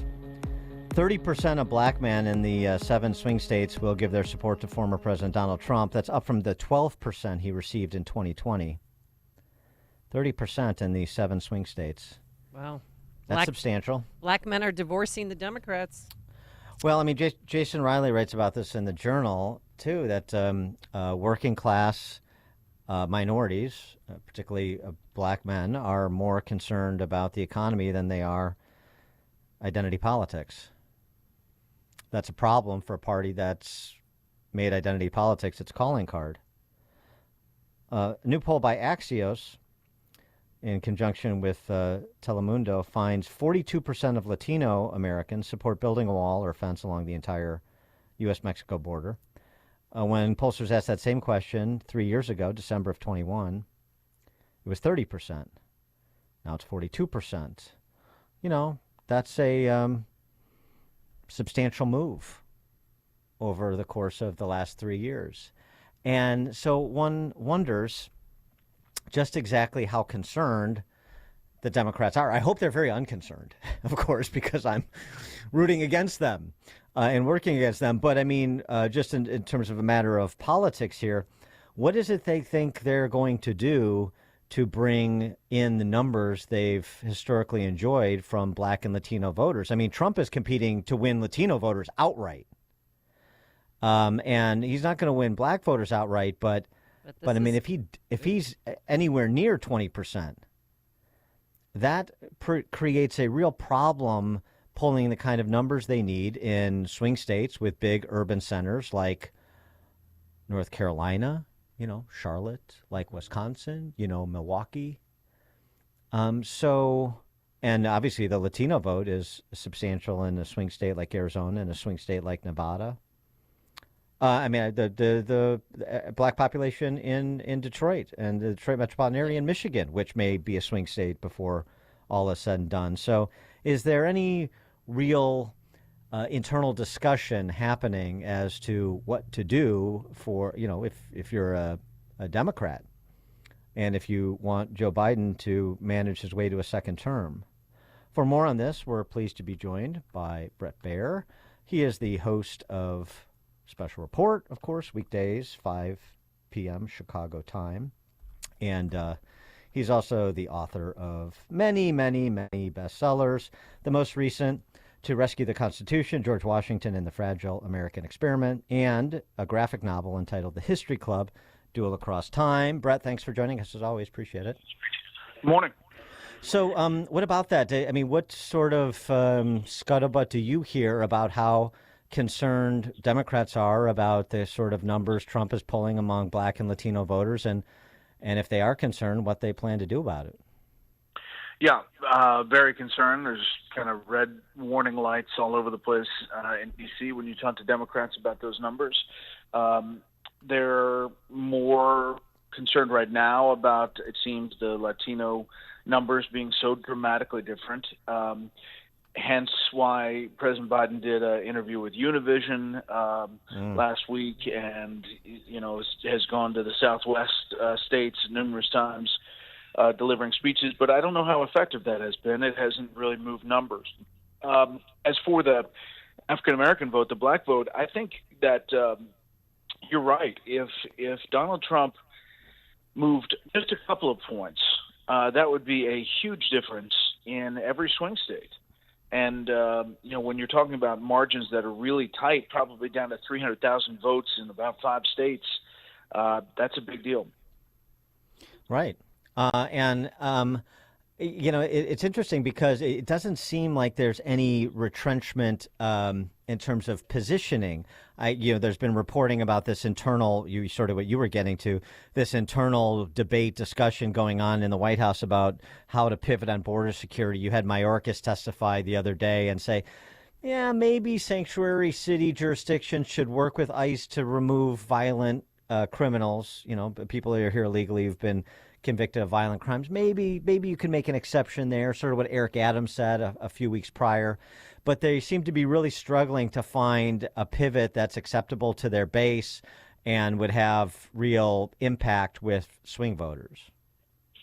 Exactly, and they're trying to search for that. I think in the hunt for that, they have been given this gift of Arizona and abortion, and that is really now the focus. And they will send Vice President Harris, and there'll be all kinds of focus on the issue of abortion based on what former President Trump said about leaving it to the states. Only a day later did Arizona have this court ruling that kind of went back to this 1864 law. So expect Democrats to focus on that and not immigration, because they don't have a solution. Well, in regards to Trump and, courting more black voters, I love what he did in Atlanta the other day. Just went into the Chick-fil-A spontaneously. It wasn't on their, agenda. And he was hungry. Well, but he bought milkshakes for everybody, and he's genuine. You don't see that from President Biden at all. Is relating to people. Right. I listen, Democrats would say that he's good in one-on-one scenarios. We just don't see it a lot about President Biden. You're right. And there are these viral moments with former President Trump in those environments. I think it's interesting. I don't think we have a full sense of where the electorate is, especially when it comes to the black vote. I wouldn't be surprised if it's a tick or two higher than these polls say for former President Trump. But I just think he should campaign, go to swing states and go to fast food restaurants. What do you think? I think he'd be all on board for that. Yeah. Well, right. Sure. I mean, the retail politics. Yeah, but also too, I mean, that's not inconsistent with who Trump has always been. Going back many, many decades when he was feted at Jesse Jackson luncheons in New York and given awards for his contributions to the black community through the construction industry. I mean, that's actually who he's always been. He's just sort of been painted because of the identity politics the left has committed to. Painted every utterance as some slight to some minority group, or it's an indication of his latent white supremacism or something like that. And I think more and more people are getting hip to how hyperbolic and, frankly, sans the evidence that is. Yeah, I think that's true. And I doubt that we're going to see the end of that kind of ad. We know we're in for about 6 months of brutal campaigning on both sides, and it's going to get ugly, and there'll be all kinds of charges on identity politics and everything else. As somebody who's watched all these campaigns very closely for the last 8 years since Trump has been on the scene, does it strike you that he is, this is maybe an odd thing to say, but I think there is a real break, that he is more disciplined this time around? He seems more disciplined just with things like, like saying about RFK. He's not taking a shot at RFK. He's just saying, yeah, RFK, I like RFK Jr. He's more democratic on most of the issues than I am. But so basically saying, hey, Democrats, if you don't like Biden or you don't like me, go ahead, vote for RFK. I just need to take votes off of Biden. No problem. I'm fine with that. Him saying that the Marjorie Taylor Greene thing, trying to depose Mike Johnson, that's a distraction. That's a silly thing. He seems more disciplined in terms of playing realpolitik and not focusing so much on personal slights right now. Yeah, I think that's this week. Okay, fair. A couple weeks ago, he said that RFK Jr. was a super liberal, and was really hammering him on climate change stuff. But I think that at that point, he watched some story about how RFK Jr. may be taking votes from him, and so I do think that overall the campaign is much more disciplined, and he does have more advisors like Chris LaCivita and others who are more savvy when it comes to the political implications of some of the things he says and does. Hence, this meeting with Speaker Johnson at Mar-a-Lago, I think that that's a signal that says, get your house in order, House, because chaos does not sell in the election. Now, I know you two are both big golfers, and the Masters is obviously underway. And I saw some video yesterday of Condoleezza Rice at one of the holes greeting some of the golfers. Is there any way, Trump, that would be a brilliant move if he chose her as his vice presidential running mate, don't you think? No. Yeah, of course, but she would never take it. She would Right. never, ever take it. So I don't think he would ask. Well, who's it going to be? What are you hearing?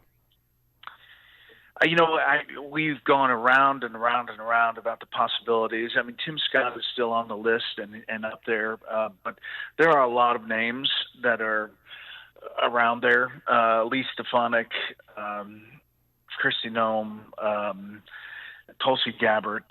I think that he has to see some benefit, but there's also a school that says there should be somebody that independents and suburban women look at and say, this is going to be somebody that's stable, that could be president, that is going to be a stable force that gives whispers in his ear, much like he's getting good advice on the campaign trail. So Mike Pompeo is somebody that gets tossed around. So I think there's still a lot of possibilities, and if I had to guess, it's going to be like The Apprentice, and it's going to go all the way to the convention.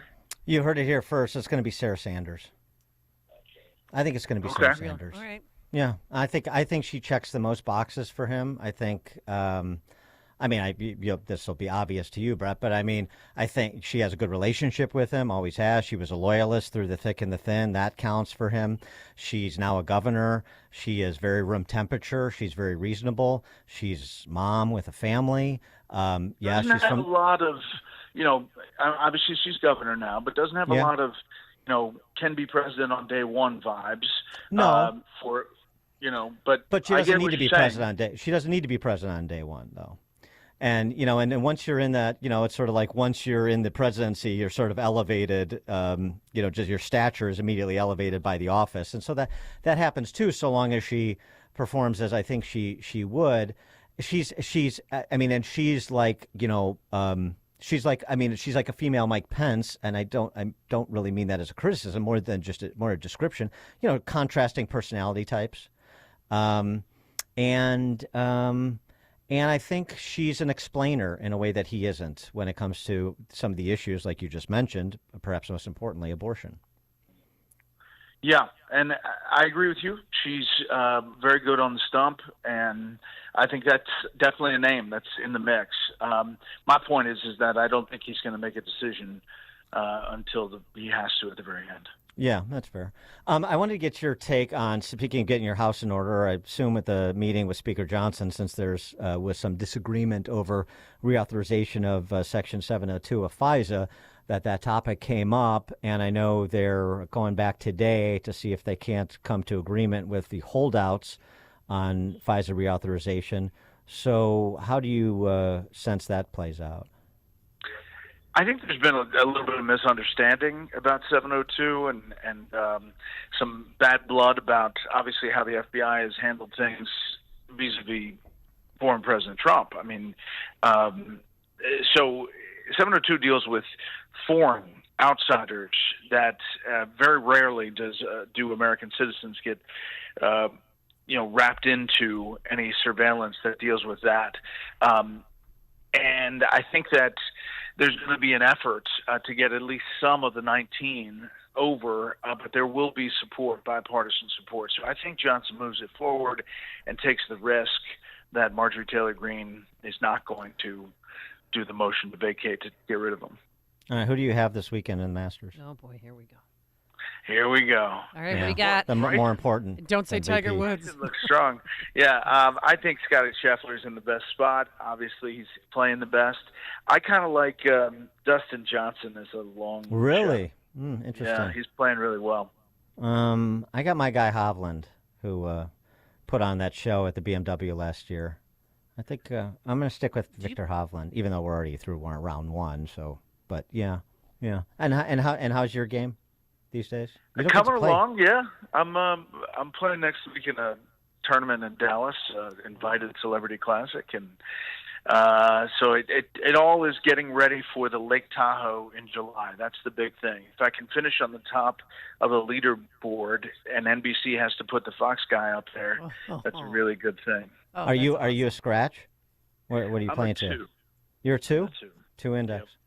All right. So well, I'm a walking wallet right now. I mean, I'm giving a lot of money away, but but believe me, yeah, I know the feeling. Yeah, I know the feeling too. Right, I'm a 2.7 index that's been shooting in the low 80s. So that's not in the money, as you know. well, Brett we got to Baier, play sometime. Yeah, you two would be absolutely, great. Yeah. absolutely. Have you had a hole in one yet? I don't have. I have had a hole in one. Where'd you have your? How many? Just one when I was 14 years old. Oh, good for you. I had one when I was 22 bit of a dry years spell. old. Yes. I'm a dry spell. That's right. You had Amy, you had one when you were 2? I said 22 years old. Oh, 22. Yeah, in Tucson. 2 would have been impressive. Yeah, that would have been. Yeah, that would have be been. a protege. Where'd you get your hole in one? In Atlanta, Georgia, where I grew up, and it's been a long time. Been very close several times, but nothing since then. All right. And I know where Dan got his. Tell him, just tell him. Bull Valley. I know I pay up in homage Woodstock. to you every time I hit that hole. Yeah, no, that was just a really tough course, by the way. The course that Gary Rabine owns. Anyway, look, I don't have Fox News paying for my putting greens and stuff like that, but I'm still, despite that disadvantage, I'm still happy to host you at Olympia Fields anytime, or if you ever get down to Naples, Old Florida, the guys at Old Florida would love to see you. So. Oh, they're great. They're great. Oh, I'd love to do it. We'll get it. We'll get it on the books. Brett Baier, host of Fox News Special Report, 5 p.m. weekdays, Chicago time. To Rescue the Constitution and The History Club are his latest bestsellers. Pick them up. Brett, thank you as always. See ya.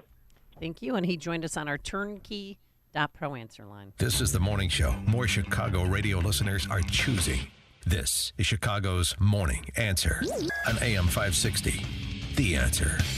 Hey, business owners, are you wondering how to grow your business? Do you need cash flow and a ready source for financing? Well, Signature Bank can help. Hi, Mike Gallagher here to let you know that Signature Bank's loan decisions are made locally by a team who knows your name, cares about your business, and is invested in your success. When you need advice about your business or even have a question, Signature Bank is there to help. There are no handoffs or call centers. This is a team that wants to get to know you and your business. That's why Signature Bank in Chicago is my bank. That's right.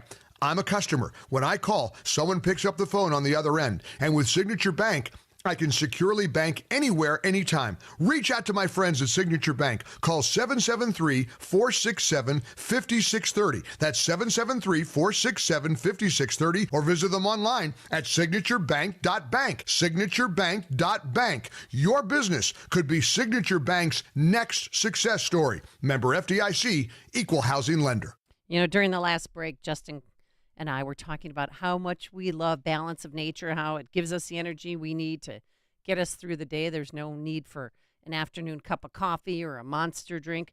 So feel good that you're doing something for yourself. What it is 31 whole fruits and vegetables. They take the fruits and veggies and they're turned into a powder after an advanced vacuum cold process, which stabilizes the maximum nutrient content. Real food, real nutrition. So get the nutrition that your body needs, because you have to admit you're not getting enough fruits and veggies on your own. 800-246-8751, 800-246-8751. Use discount code Chicago or simply go online to balanceofnature.com, discount code Chicago. Life insurance. Why are you putting it off? Can't afford it? Too much hassle? Think you don't need it? There's lots of excuses for putting off life insurance. But if you weren't there, who would pay the mortgage and other bills? With Ethos, you could be covered in 10 minutes and boom, family protected. Ethos, fast and easy online term life insurance. Up to $2 million in coverage with no medical exam. Some policies as low as $1 a day. Answer a few health questions and get your free quote at getethos.com. That's getethos.com. Oh, the signs of spring are upon us. Birds are singing, crocuses are popping up, and your concrete is sinking. Permaseal can help with that. I'm Roy Spencer with Permaseal. As you start your spring cleaning, you'll likely see some cracked or sunken concrete, a sidewalk, stoop, driveway, or your patio. These problems will only get worse with time, but there is an easy solution. Our polylevel system can raise and level concrete quickly and effectively, putting an end to eyesores and dangerous trip hazards. Call today for a free estimate, 800-421-SEAL. Polylevel is the quickest, least expensive, and most durable system to repair your sunken concrete problems. Don't live with a problem that will only get worse. Permaseal has been making Chicagoland and Northwest Indiana homes healthier and more valuable for over 45 years. Call today to receive 10% off or up to 18 months no-interest financing. Don't replace it, raise it. Call 800-421-7325 or visit permaseal.net. AM 560, The Answer. It was revealed this week that defense lawyer Johnny Cochran once abused his first wife. In his defense, Cochran said, "Hey, at least I didn't kill her like some people I know." Oh, my God. I mean, I listened to 11 minutes of that yesterday, just different clips, and you're right. He made his whole SNL career about just digging in and not letting up at all on OJ Simpson, so good for him. At 7:37, Tony Perkins, president of the Family Research Council, joins us. He's got a new show on our network, Salem Radio Network, and Salem News Channel. It's entitled This Week on the Hill, and his debut features Mike Johnson this Sunday, so we'll talk to him about that and the program and all things going on across the Fruited Plains at 7:37. Later, hot guys with purses. Yes, it's happening here. But now let's head into the newsroom. Here's Mike Scott. 7:31, 2 police officers and 2 suspects are hospitalized in serious condition after a Memphis shootout this morning. It happened around 2 a.m. Officers approached a suspicious vehicle. Someone shot at the officers first, and the officers returned fire.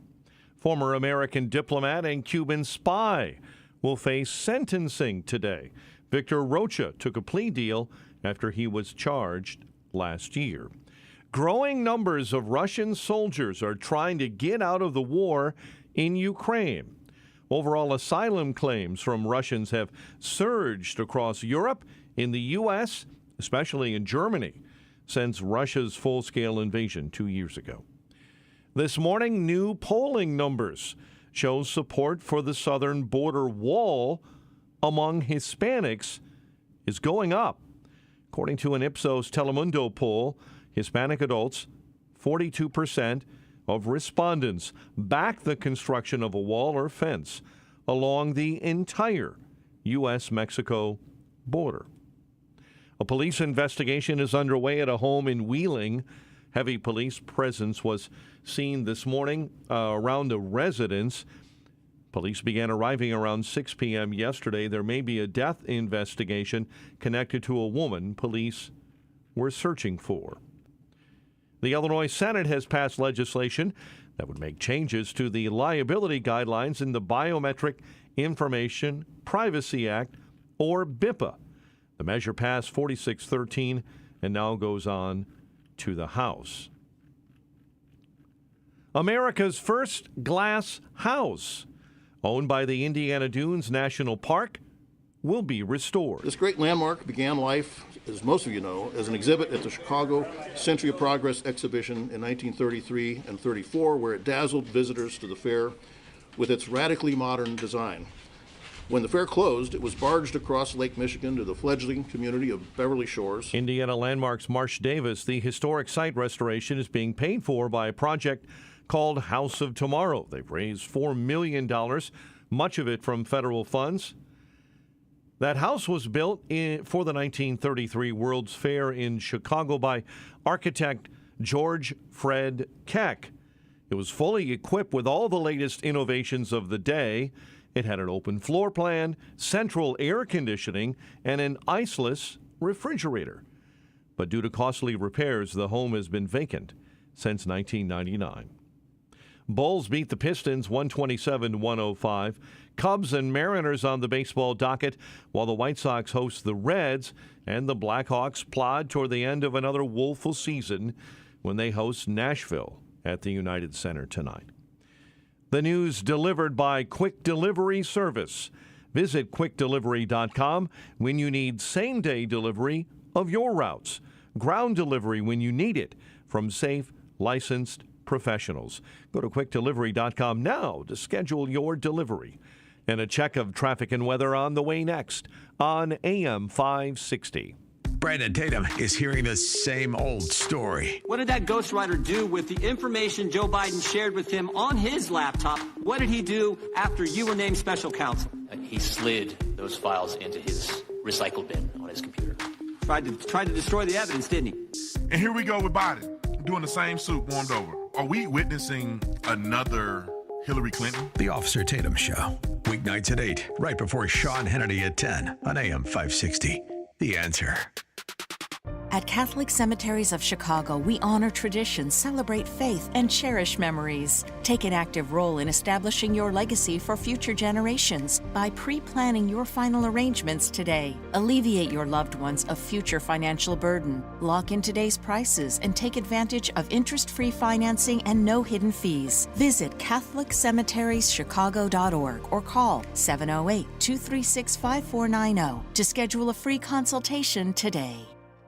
Hi, it's Sean Thompson here. You know when you're at the mall and you go to those directory signs, the one that says you are here? Well, imagine that directory is a map of your preparation for retirement. Would you know where you are? My friend Tom Fortino at Alpha Wealth Group is offering you the opportunity to not only find yourself on that map, but also find the route toward a successful retirement. He calls it his retirement roadmap. You'll get an analysis of where you are right now, whether you're at risk if the market drops again, whether you're taking advantage of the latest tax changes, and much, much more. To get an idea where you stand on the road to retirement, call my friend Tom Fortino at the Alpha Wealth Group today at 630-934-1855. That's 630-934-1855. And ask for the retirement roadmap or visit alphawealthgroup.com. And don't forget to listen to the Alpha Wealth Hour Saturday mornings right here on AM 560, The Answer at 9 a.m. Advisory services through Retirement Wealth Advisors, LLC, and SEC Registered Investment Advisor. Insurance and annuities offered through Alpha Wealth Group, licensed in Illinois. From breaking news and weather across the country to insight from the brightest minds in conservative opinion, it's Salem News Channel, home to the biggest shows on TV, like Brandon Tatum, weekdays at 6 p.m. Eastern, followed by Charlie Kirk at 7. Join SNC, where facts are sacred, critical thinking is celebrated, and the pursuit of truth is unwavering. Watch Salem News Channel free now on Zumo Play. Learn more at snc.tv/Zumo. Now there's a simple, easy, and effective way to clean your nose and protect your health. It's called Navage. Navage, available at Navage.com. 7:37. Let's get an update on the roads. Team Hochberg Traffic Center time. And this update is powered by CharlesEquipment.com, keeping the lights on when unexpected storms cause loss of power at your business at CharlesEquipment.com. Metra BNSF commuters, watch out, inbounders to Union Station. You've got train delays starting in Aurora, mechanical failures on one train. They're trying to accommodate passengers along the way. I-80 eastbound jam solid, Briggs eastbound to Gauger Road. Tri-State, an earlier accident causing delays northbound between the Mylong Bridge all the way up to 47th. Chicago's Morning Answer with Dan and Amy continues next. AM 560 Weather Center forecast. A shower in the area this morning, then clearing out. Windy, high 61. Breezy in the evening and a low of 44. Sunny and warmer 69 tomorrow. Sun and clouds, 49 at O'Hare. Your next news update is at 8. Chicago's Morning Answer continues next on AM 560, The Answer. Now, from the Signature Bank Studios, this is Chicago's Morning Answer with Dan Proft and Amy Jacobson. Only the biggest stories, only the biggest guests, and only the biggest opinions. This is AM 560, The Answer. Top of the morning, Dan and Amy. This was a fun moment You know, there's nothing better than hearing from people who've emigrated to this country from totalitarian countries about America, what they experienced versus what they see here, and both the good and the concerning. So this exchange, and a good example of this, we had her on when her book first came out, She Van Fleet from Virginia, who Chinese immigrant who lived through Mao as a young girl. And she sees, unfortunately, a lot of the earmarks of the Cultural Revolution in communist China and in this country right now with our political ruling class. So this exchange is of that kind, actually. A young woman, Chinese immigrant, confronts David Hogg. Remember David Hogg? Oh, yeah. From Parkland. Parkland survivor who became a outspoken and rather disagreeable proponent of taking away people's Second Amendment rights to protect themselves. Well, he's still out on the trail. And by the way, he didn't get any better from going to Harvard, as one can imagine. He's still on the speaker circuit, on the campaign trail, as it were, pushing the same anti-individual rights agenda, which is what it is, properly termed. And here's what he had to respond to at a recent talk he gave. Take a listen. Hi, my name is Lily Tang Williams. Welcome to my Live Free or Die state. Actually, I am a Chinese immigrant who survived communism. And under Mao, 40 million people were starving to death after he sold communism to them. And 20 million people died, murdered during his Cultural Revolution. So my question to you, David, is that can you guarantee me, a gun owner tonight, our government in the U.S., in D.C., will never become a tyrannical government? Can you guarantee that to me? There's no way I can ever guarantee that any government will not be tyrannical. Well, then the debate on gun control is over because I will never give up my guns. Never. And you should go to China to see how gun control works for dictatorship of CCP. Mm-hmm. Great to hear from people who know, as opposed to people who've been, propagandized beyond the ability to reason, like young Mr. Hogg.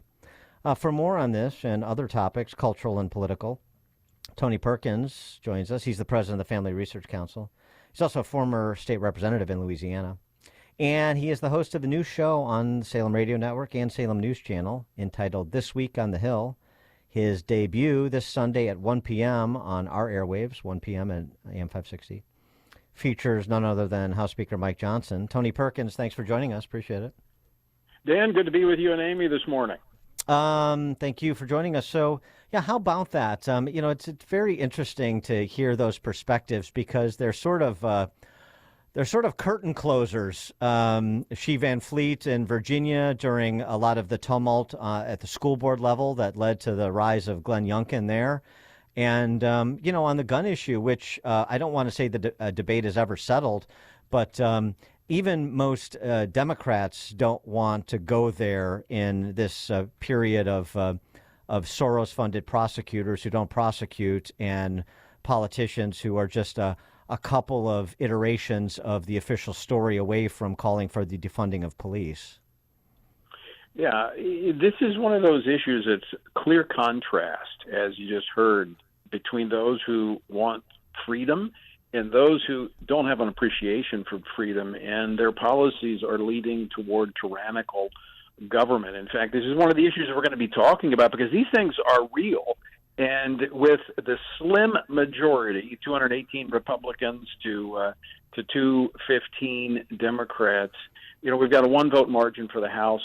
If we were to lose control of the House, these are the type policies that would be pushed forward by the Democrats to eliminate the Second Amendment, to impose their radical views on abortion on the entire nation, abortion till the moment of birth at taxpayer expense.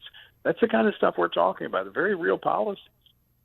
Speaking of the abortion issue in the wake of that state Supreme Court ruling in Arizona, the contrast is very interesting on the topic. It sort of implicates what you just described in terms of where President Trump is, as he announced earlier this week, and where Biden is, where President Trump is essentially taking the approach of federalism. Thanks to my nominees to the Supreme Court, we overturned bad law in Roe.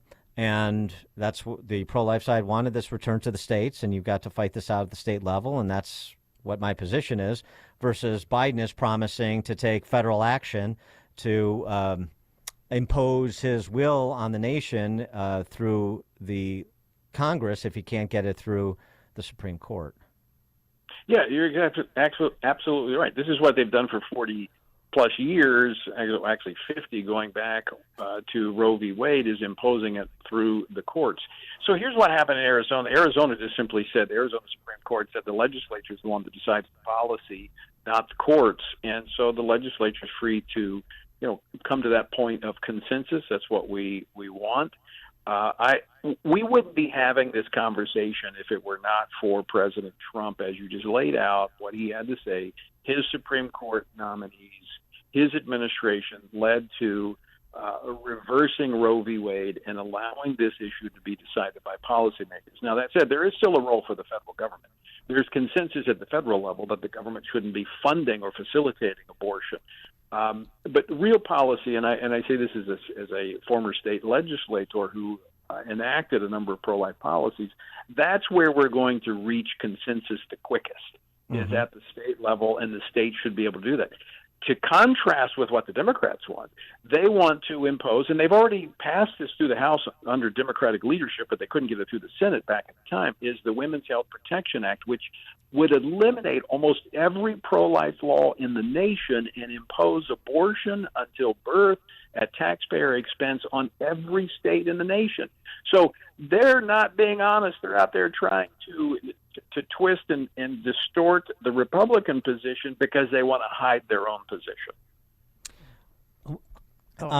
Speaking of Speaker Johnson, who you kick off your new show with, give us your assessment of the job he's done with that slim majority you were just describing, and a wide variety of opinion on a number of topic areas, from national security to taxing and spending.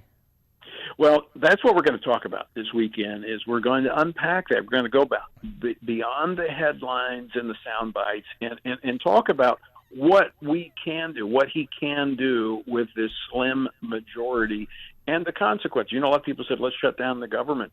And he and I have talked about that, and he's not opposed to shutting down the government, but you've got to have a plan. And so we're going to talk about that this weekend, as what options does he have as the speaker?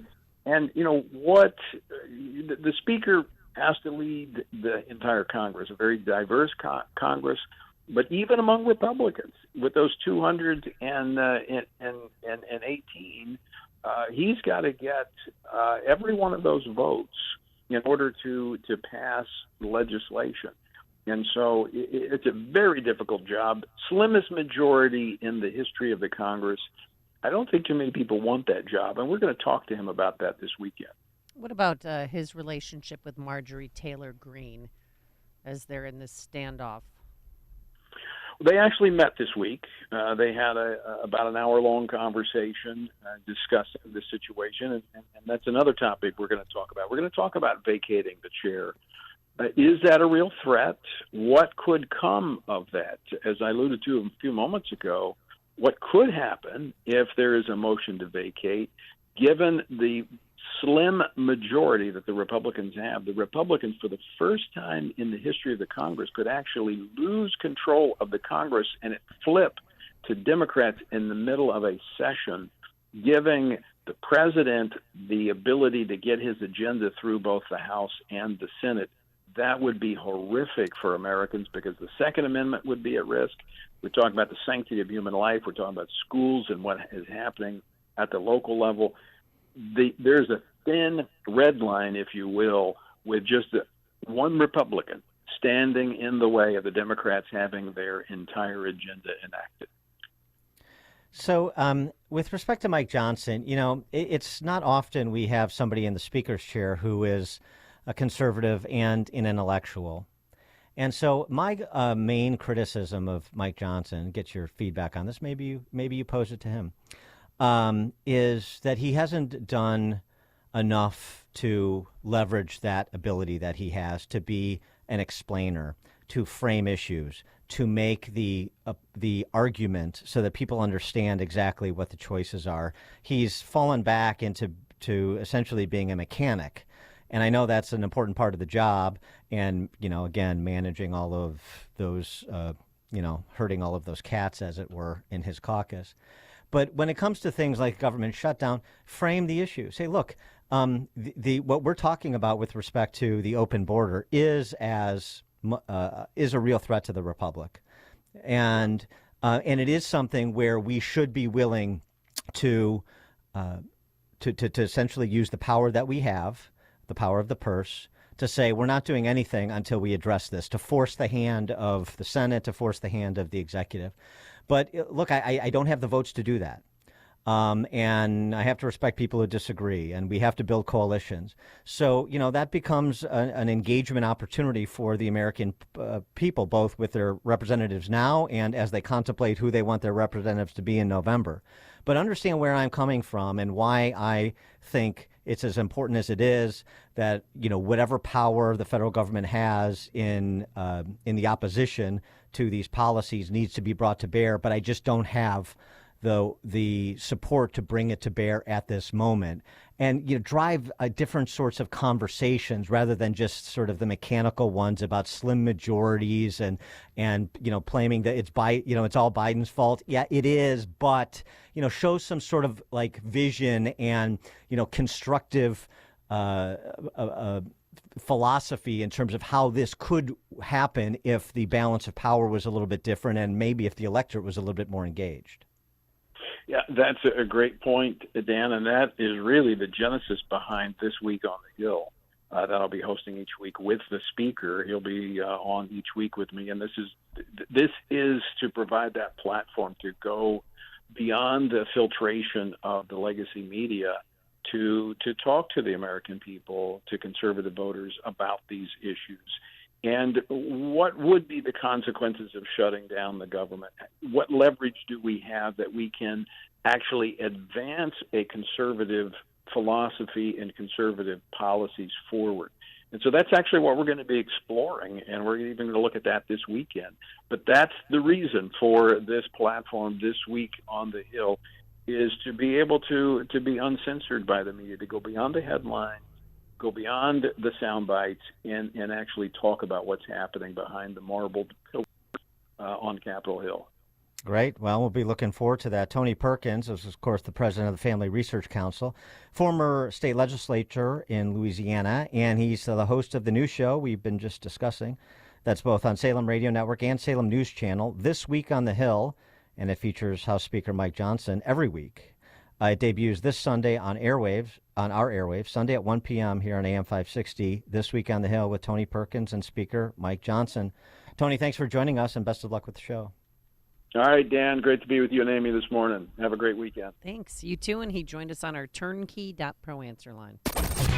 This is Chicago's Morning Answer. Your show keeps me alive during the week. There's nobody I'd rather listen to between 5 and 9 in the morning than you guys. On AM 560, The Answer. It has been confirmed. Those brave Americans who are trying to preserve free speech continue to be censored, shadow banned, or silenced. Wealth Protection Research is on a mission to share the liberating ideas of some of America's brightest and most free thinkers, people like Jim Rickards and Porter Stansberry, whose ideas are putting financial control back in the hands of everyday people, helping them protect their money against a government that seems intent on destroying it. Text TRUTH to 76626 to find out more. As this election moves forward, we just released a report that reveals our 3 favorite ideas for protecting and growing your wealth during the 2024 election. These ideas are especially critical if you have an IRA or 401k. Text TRUTH to 76626. Discover ideas that are so simple and actionable they might save your retirement. Text TRUTH to 76626 now for your free report. That's TRUTH Truth to 76626. Standard text and data rates may apply. Choosing where to send your kids to school is one of the most important decisions we make as parents. And even as the school year is coming to an end, wow, that went fast. You might be thinking about where to send your kids to school in the fall, and you need to know that private school might be an option for you and your family thanks to our friends at halfpriceschools.com. Halfpriceschools.com, you'll find many different private schools from around Chicagoland offering a full year of tuition for half the price. You can take advantage of this great opportunity. It's simple. Find that private school near you, purchase the tuition voucher, and prepare to send your child off to school this fall. Really easy. There's openings at St. Andrew's Lutheran in Park Ridge, Christian Liberty Academy in Arlington Heights, St. Peter Lutheran in Schaumburg. Don't delay. Next school year will be here before you know it. Visit halfpriceschools.com. That's halfpriceschools.com.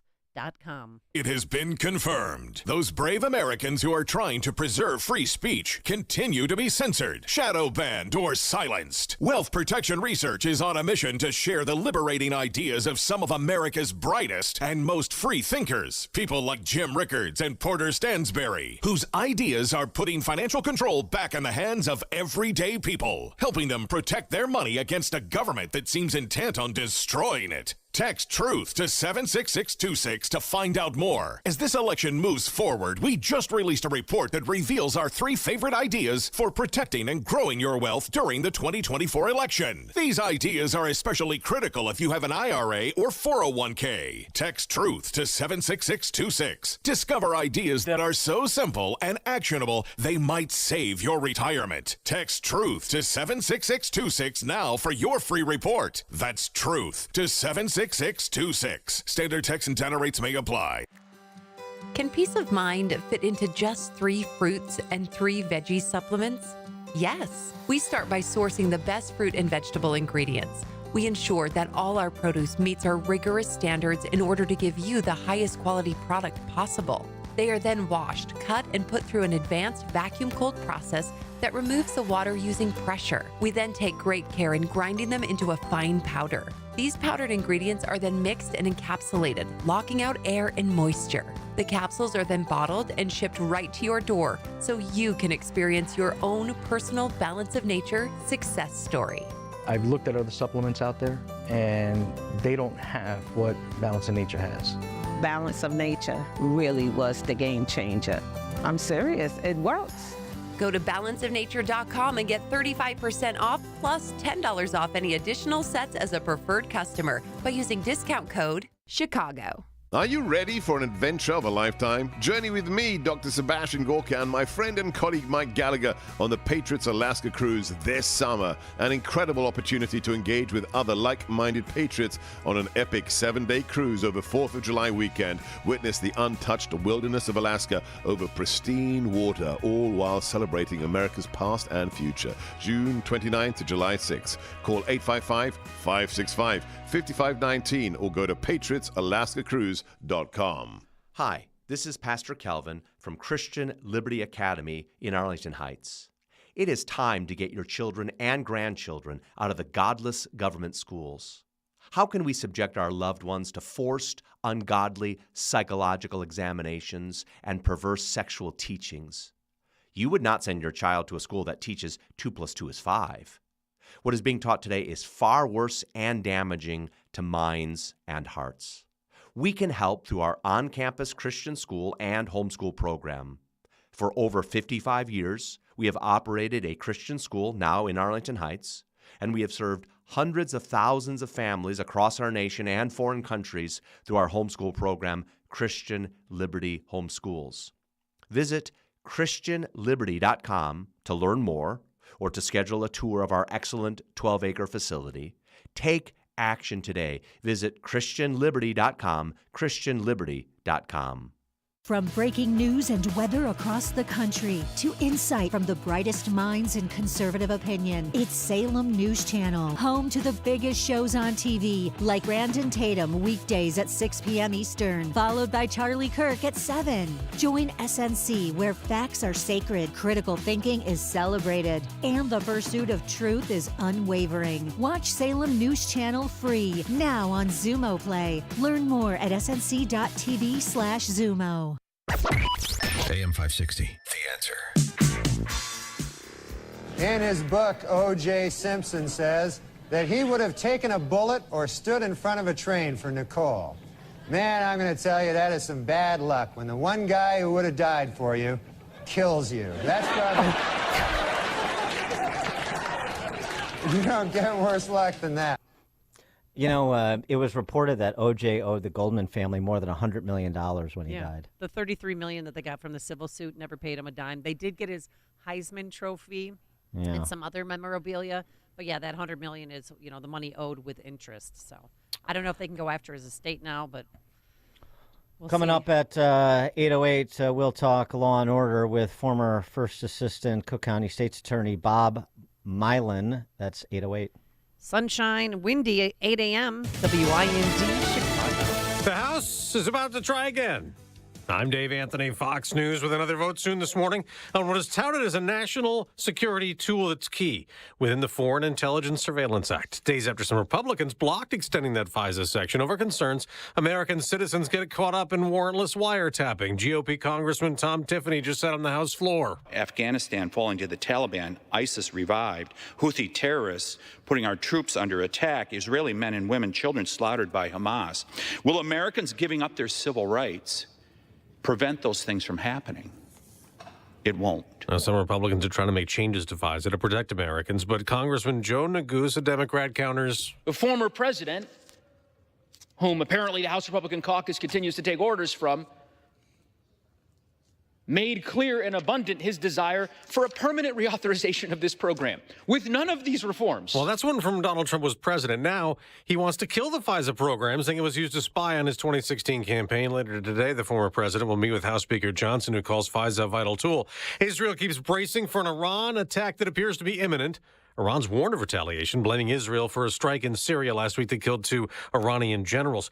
For the second time this week, President Biden announces a plan to spare more Americans from student loan debt, wiping out $7 billion worth for 277,000 borrowers. White House Press Secretary Karine Jean-Pierre says the SAVE plan is helping millions of people who earn less than $15 per hour have a monthly payment of $0 and is helping some borrowers get their debts canceled faster. As President Biden keeps finding a way around the Supreme Court that rejected his much bigger student loan forgiveness plan. 3 police officers in a hospital in Memphis after being shot early this morning approaching a suspicious vehicle. A third cop was shot and grazed.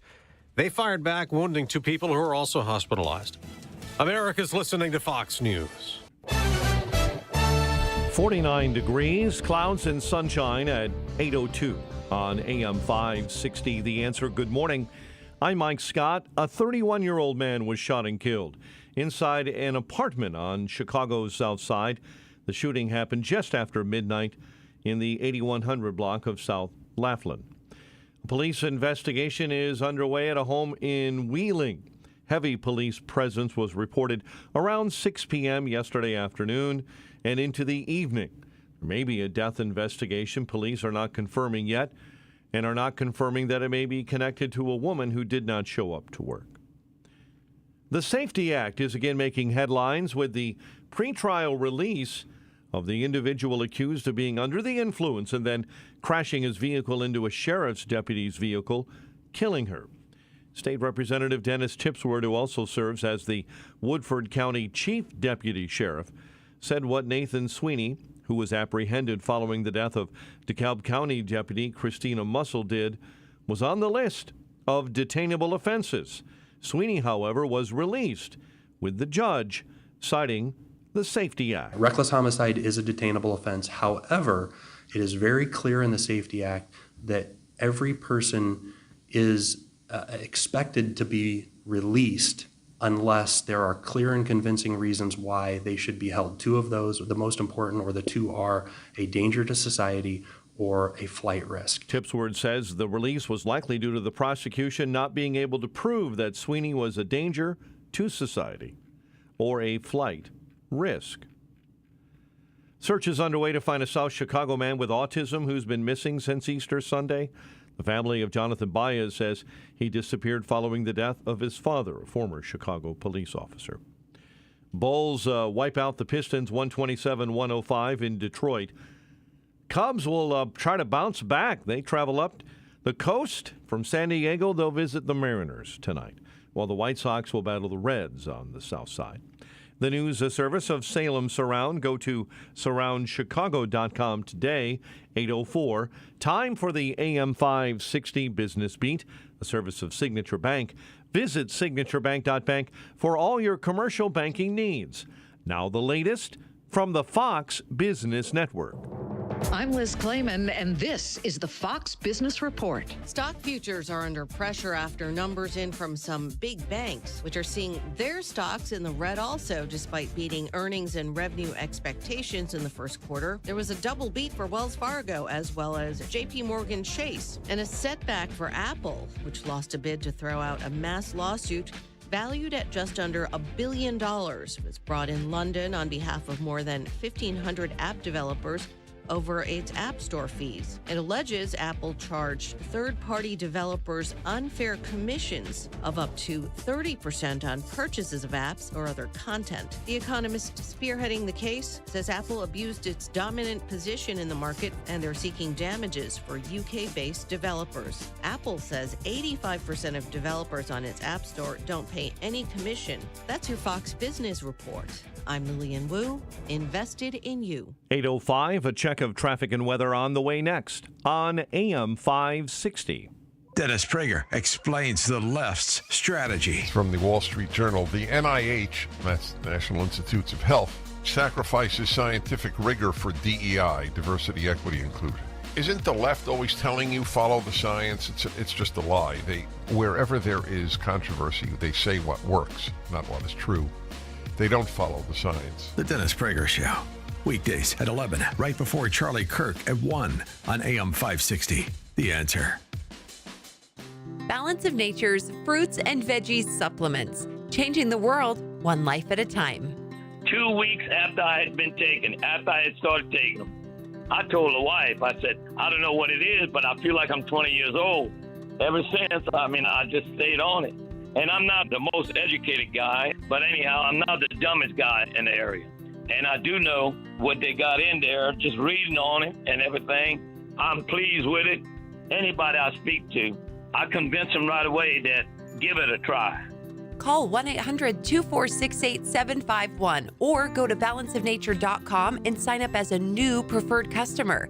And for a limited time, get 35% off your first order, plus $10 off any additional sets with free shipping and our money-back guarantee. Go to balanceofnature.com or call 1-800-246-8751 and get this special offer by using discount code CHICAGO. Don't let everyday aches and pains keep you from living your best life. I don't think I really understood what people meant when they talked about pain until I started feeling it myself. Start feeling better every day with Relief Factor, a daily supplement designed to support your body's fight against aches and pains. Not only do I move better without pain, I just feel better. Created by doctors, Relief Factor uses a unique formula of natural ingredients that target 4 metabolic pathways to address pain. Relief Factor doesn't just mask aches and pains, it helps reduce or even eliminate them. Today, I do the things I love, and it doesn't occur to me to think about pain. You can feel the difference all day, every day. Join the over 1 million people who have tried Relief Factor's 3-week Quick Start Kit. It's only $19.95. Visit ReliefFactor.com or call 1-800-4RELIEF. That's 1-800-4RELIEF. And feel the difference of Relief Factor. 8:08. A check of the roads in the Team Hochberg Traffic Center, and we start on the Reagan I-88 eastbound. You're jamming up at Roosevelt Road. Tri-State northbounders on 294. You're slowing up at Roosevelt up through the Ike. DuSable Lakeshore Drive, jamming up northbound 18th up to Monroe. On the Dan Ryan stop and go on the inbound locals, starting at Garfield. Chicago's Morning Answer with Dan and Amy continues next.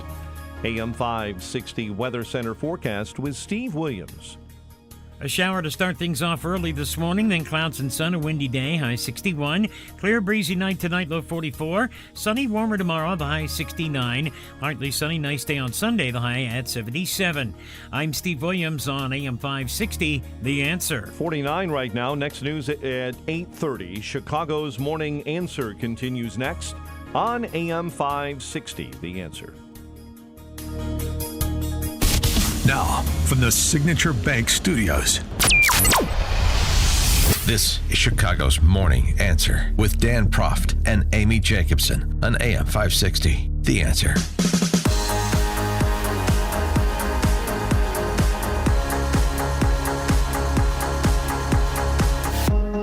Top of the morning, Dan and Amy. So after the body cam video of the police-involved shooting in which Dexter Reed was killed was released, the Cook County State's Attorney, Kim Foxx, had this to say. If the evidence proves beyond a reasonable doubt that the force used was illegal, our office will file criminal charges. I just found that to be an odd thing to say because, of course, that's the case. If the evidence proves that somebody broke the law, then we're duty-bound to prosecute them, which is not exactly always the position that Kim Foxx takes. But she made a point to say that about the police officers involved in the Dexter Reed matter, despite the fact that we saw from the body cam videos, plural, multiple body cams, that he is the one who opened fire on officers. From watching that, like her tone and her attitude, it's as if she's already convicted them in her mind. The police officers. Well, there's something else too, because there's something else too about this, because all of this discussion about the pretextual stop. Why are you stopping for making a stop over not wearing a seatbelt? Not to mention tinted windows and so forth. Let's say it was a bad stop. Cook County State's Attorney Kim Foxx. Let's say it was a bad stop. Let's say they profiled him. There's no evidence of that, but let's say it. You want to ask those questions? You want to investigate? Go ahead. So let's say you find out it's a bad stop. It's pretty clear, in fact, it's black letter law, that a bad stop wouldn't justify opening fire on police officers. So even in that case, the response by Mr. Reed was unjustified, and the response of police officers to protect themselves was justified, because you see, if it's a bad stop, Kim Foxx, you would think the Cook County State's Attorney would know this. This is why we have courts of law. The police treated me unfairly. The police stopped me because they were racial profiling me. That's not an argument that gets adjudicated on the street. That's an argument that gets adjudicated in a court of law. Isn't that right, Cook County State's Attorney Fox?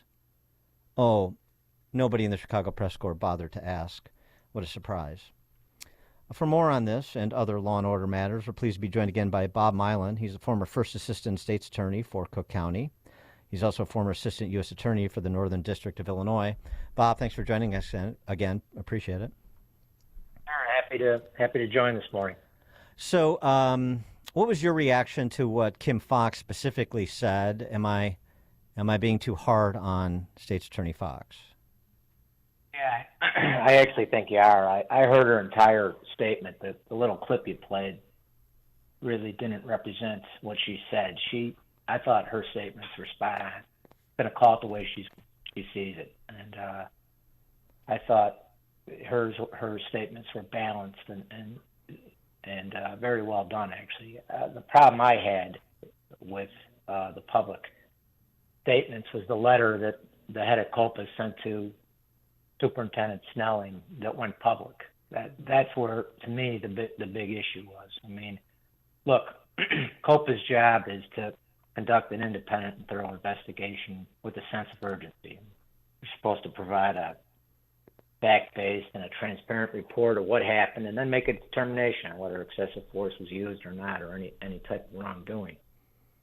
And by presenting the videos and opinions after 19 days was in my opinion, a big mistake, and some regrettable comments, especially, and I'm talking about the letter that went public. That About stripping them of police powers? Yeah, I mean, for instance, she writes in the letter, there were serious questions about the proportionality of the officer's use of deadly force. In my opinion, that's a premature and naive statement to make. I mean, what were the officers supposed to do? Are they supposed, after the offender fires repeatedly and wounds one of their colleagues, are they supposed to say, Joe to my left fired 4 times, I fired 6, Dexter Reed has fired 10, so we can fire another one? But it doesn't work that way, and anybody that watches the video knows that that's kind of a ridiculous statement. You but are also fighting for your life. Well, wait a fighting second. For your life at that moment, and for them to talk about the proportionality of the response, I found naive and regrettable. Kim. Well, first of all, the clip I played from Kim Fox was ABC 7, so you have to take that up with Chuck Gowdy. But I did listen to her whole statement as well, and the problem I have is emphasis and then also what's left out. So she stood there with the representative of COPA and the mayor. I didn't hear her say anything along the lines of what you just said about COPA. I didn't hear the mayor say anything about that either. I also didn't hear her say anything if she's going to, offer this balance in terms of how the public is supposed to process these things. I didn't hear her say anything about what I said either, that this idea, as we heard in the press conference with the family and the plaintiff's attorneys, that he was afraid. And so we're supposed to somehow insinuate that was, and they were yelling at him and they had guns drawn when he didn't comply with their commands, that somehow it justifies what he did, or somehow the officers were in the wrong. And there was no additional context that she provided to that. No, yeah, and look, I want to go back to what I said originally. This issuing the videos and making these statements 19 days was a mistake on everybody's part. They should have waited, right? At this stage of the investigation, they don't know what they don't know. Mm-hmm. And so for all of them to get up there, it was too early, right? It's just too early, and there's too many unanswered questions. I mean, and again, I had no problem with Kim's statement. I thought she was, considering the situation, I thought she was pretty much spot on. It was the letter from the head of COPA to Snelling that was the problem. I mean, she went on to say something else. She said, 4 officers fired after Reed exited his vehicle unarmed. I mean, you have to wonder if they watched the video. I mean, if you watch the video, after this guy fires multiple times, he either intentionally or unintentionally drives into a squad in a parked car, and he gets out the driver's side, and the view of him is blocked. You can't see him because he's between the police officer's car and his own car. When he walks out, they have no way of knowing whether he still has the gun or not.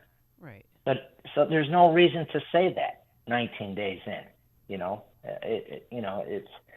I just don't get it. And then it goes on to say one officer fired 3 shots after Reed was already on the ground. But if you watch it, it's like a matter of 4 seconds, right? So you have this crazy shootout where people's lives are on the line. Actually, a life was lost, and you have to throw that in without saying, by the way, when he was firing those shots, he had to reload, and so he's looking down at his gun, reloading, and then he kept firing. And it's a matter of 3 or 4 seconds from the time Mr. Reed goes down to the last shots are fired. So it's just not necessary, especially 19 days out, and it doesn't help, right? You would think that day was designed to quell the public, but they caused more questions than answers. And, the one thing that's shocking to me is just this disparity between what people think about the police. I mean, I watch that and I see brave men and women. I mean, really, it's an honorable job. It is an admirable job, but it's unbelievably dangerous. But that's what I see. And then there's a whole bunch of the public that sees something else, and the sad commentary about Chicago. Well, specifically in this letter from COPA to Snelling, they said it's uncertain how the officers could have seen this seatbelt violation given their location relative to Reed's vehicle and the dark tints on his windows. So it's like they're again, what you're maintain is that they're prosecuting the police officers before doing a full investigation. Exactly. They're prejudging this. How do they know that? Did they interview all of them yet? I don't know if they did or not, right? What was the source of that? What was that attributed? Who was that attributed to? Was it attributed to the officers that pulled them over? Yeah, we did it for a seatbelt, or was it attributed to something else? We don't. The public doesn't know. So why go there, right? Why go there? I mean, tactical units generally don't pull people over for seatbelts, right? They're out there. What do? They're out there looking for guns, right? Every year, how many times have you heard a police superintendent in the past 15 years or a mayor say, we got 10,000 guns off the street, right? How do they get them off the street? That's how they get them off the street, right? Maybe they have information about that vehicle. Maybe it was the tinted windows. I don't know. None of us know, right? And they make traffic stops, and maybe they find guys who have pending cases, right? Like an unlawful use of weapon and things like that. They make traffic stops and they find the guns, and that's how they recover them. But to be issuing these kind of statements 19 days out, completely unnecessary. Yeah, like guys who have unlawful use of a weapon cases against them, like Dexter Reed did.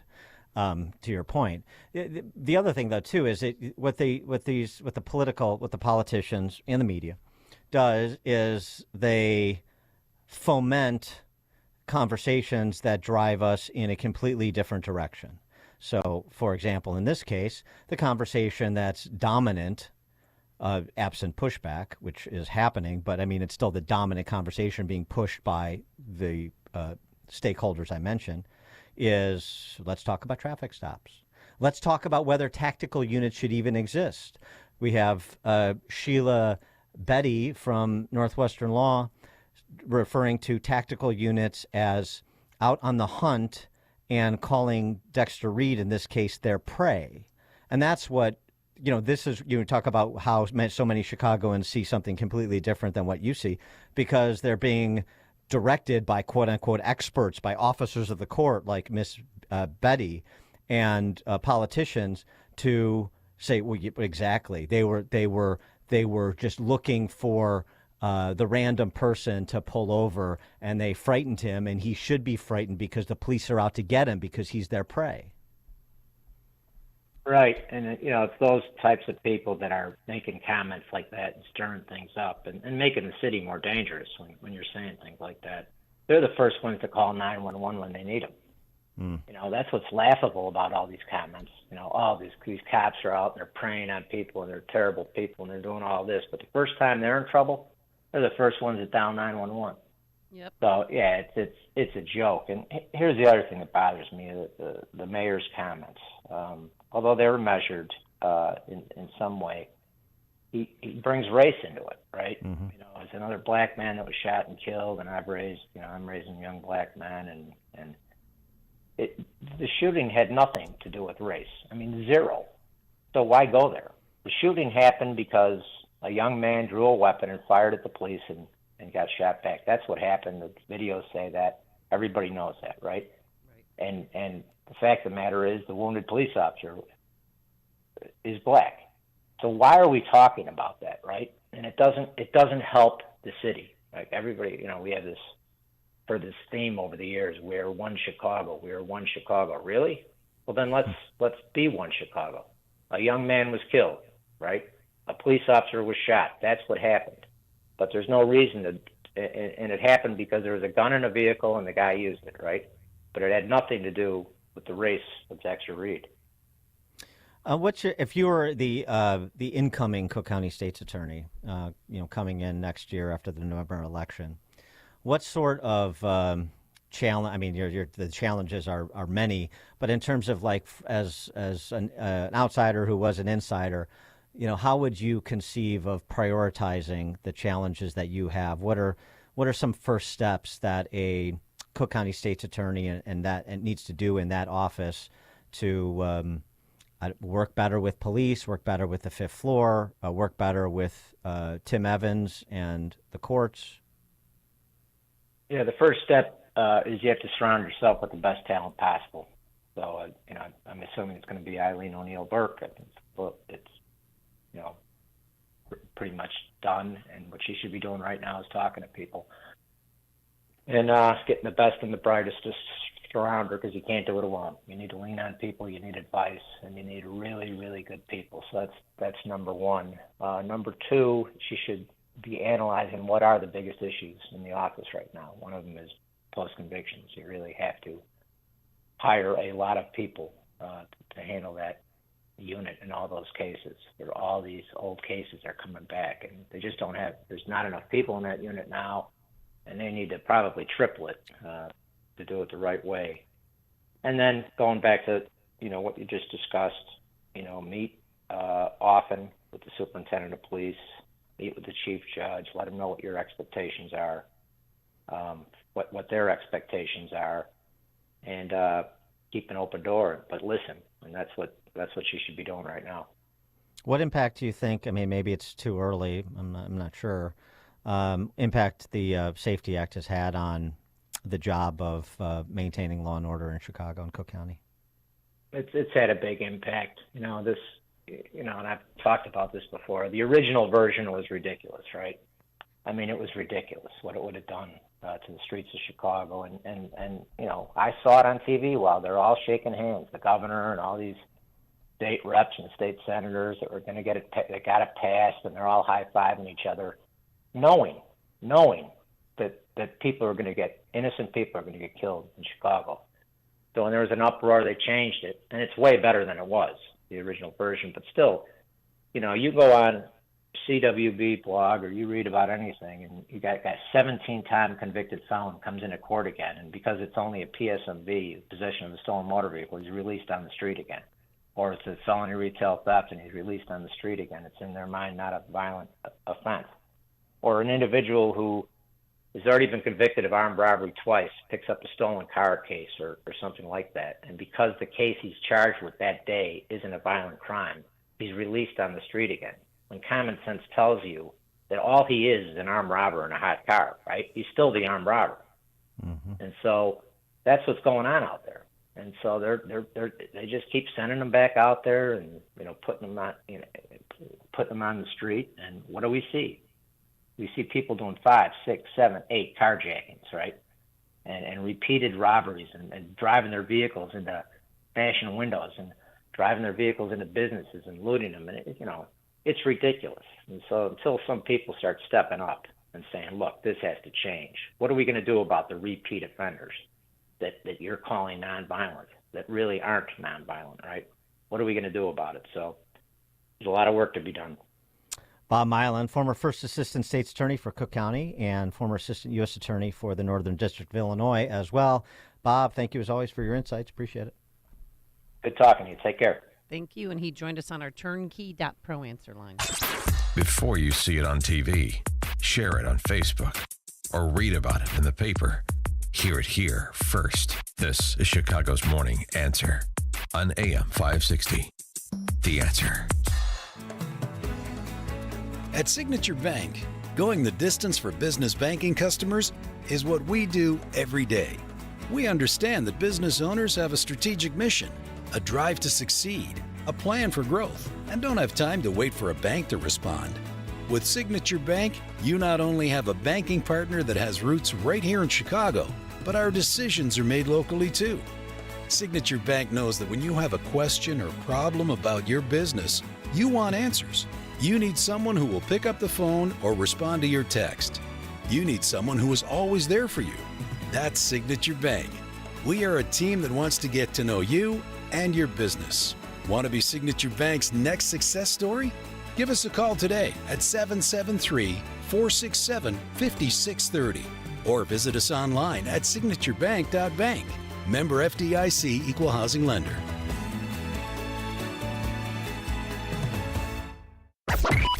AM 560. The Answer. Open mic! Open mic Friday! Call in now! Open mic Friday! Yes, it's that time of the week, Open Mic Friday, taking your calls with comments, criticisms, compliments, concerns, general crack pottery. We'll take it all. 312-642-5600, turnkey.pro answer line. Open Mic Friday is sponsored by turnkey.pro. and founder of said Turnkey.pro, kicks it off. He is David Kolsak, who joins us now. David? Good morning, Dan and Amy. And hey, Dan, nice to have you back. It's been a little while. Thank you. I was fishing. I was gone fishing. Good for you. Good for you. Well, I finished in second place in my office pool for the NCAA, just like my team. So that's Nice. pretty good. I feel Nice. good. It was a Yes. fun run. It was So, great to watch. So you got to. It was a fun run. I assume you're a Purdue booster. You know, get with Matt Painter and get a little stronger backcourt, and figure out how you're going to replace Zach Edey. I don't know how you do that, and maybe he'll Well, be back. Mason Gillis just announced he's gone too. So Mason Gillis entered the portal today. So there's that. So we've got some holes to fill. There you go. So first off, today would have been my dad's 89th birthday. So hey, Dad, miss you. Anyway, I wanted to talk about something that happened around this time in the year 1912. The official narrative is that the Titanic set sail on April 11th, 1912, on a voyage from England to New York. It sank under mysterious circumstances, striking an iceberg on its starboard side on April 14th, sinking and killing about 1,500 people in the frigid waters of the North Atlantic. Including Leonardo I've DiCaprio. got a lot of questions. Yeah. Yeah. The first question I have is how the heck almost an exact depiction of the Titanic disaster it was detailed in a book written 14 years before it sank. This book was written in 1898 called The Wreck of the Titan or Futility. It was a novella written by a guy called Morgan Robertson, who claimed he wrote it based on a vision he had. And he had a lot of knowledge about shipbuilding to boot. So this book, The Wreck of the Titan, again written 14 years before the Titanic sunk, has an amazing similarity to the actual story that we're told about the Titanic. Could it be that the author was clairvoyant, or did he know it was going to happen? Both very implausible. However, the similarities between the Titan, the ship in the book, and the Titanic go far beyond the name and the iceberg. The length of the Titan was 800 feet, the Titanic 882. The speed at which the Titan cruised into an iceberg was 25 knots. The Titanic's was 22.5. The Titan held 2,500 passengers. The Titanic held 2,200, though both had a capacity of 3,000. Both of those ships were British-owned. Both ships were hit on the starboard bow around midnight. Both sank in the North Atlantic, exactly 400 nautical miles from Newfoundland. Both had severe lack of lifeboats, the Titan holding 24, the Titanic carrying just 20, and both had triple-screw propellers. Though there are a few differences, they're few and far between. For example, the Titan sinking only left 13 survivors, while the Titanic left 705, and the Titan actually capsized before sinking and whereas the Titanic, as we saw in the movie, split into two. Furthermore, the Titan was headed from New York to England, while the Titanic was headed from England to New York. The similarities are striking, and I would encourage you to look what I'm talking about. As you could imagine, though, the similarities between these two have sparked numerous conspiracy theories over the years. Some say the Titanic was sunk on purpose. Let's just say for a minute that it was. The question would be why? Why would someone purposefully sink a ship of that size with that many fatalities? And here's the conspiracy part, Dan. There were three notable and very wealthy men on that ship. Their names were John Jacob Astor, real estate magnate and prominent Astor family member, Benjamin Guggenheim, another American businessman and prominent Guggenheim family member, and Isidor Straus, who famously owned Macy's with his brother. These were not just normal guys, but really high-profile leaders in their respective fields. They also opposed the creation of the Federal Reserve, not because they were looking out for the people, but rather looking out for their own fortunes. They didn't want a central bank messing with their more retail-based interests. So now let's just say the ship sank by accident. It doesn't change the fact that these prominent businessmen perished. What's more interesting is that J.P. Morgan, the owner of White Star Line and ultimate owner of the Titanic, took out an insurance policy for $5 million on the Titanic just 2 weeks before the disaster, and at the last minute, he failed to board the ship on its maiden voyage.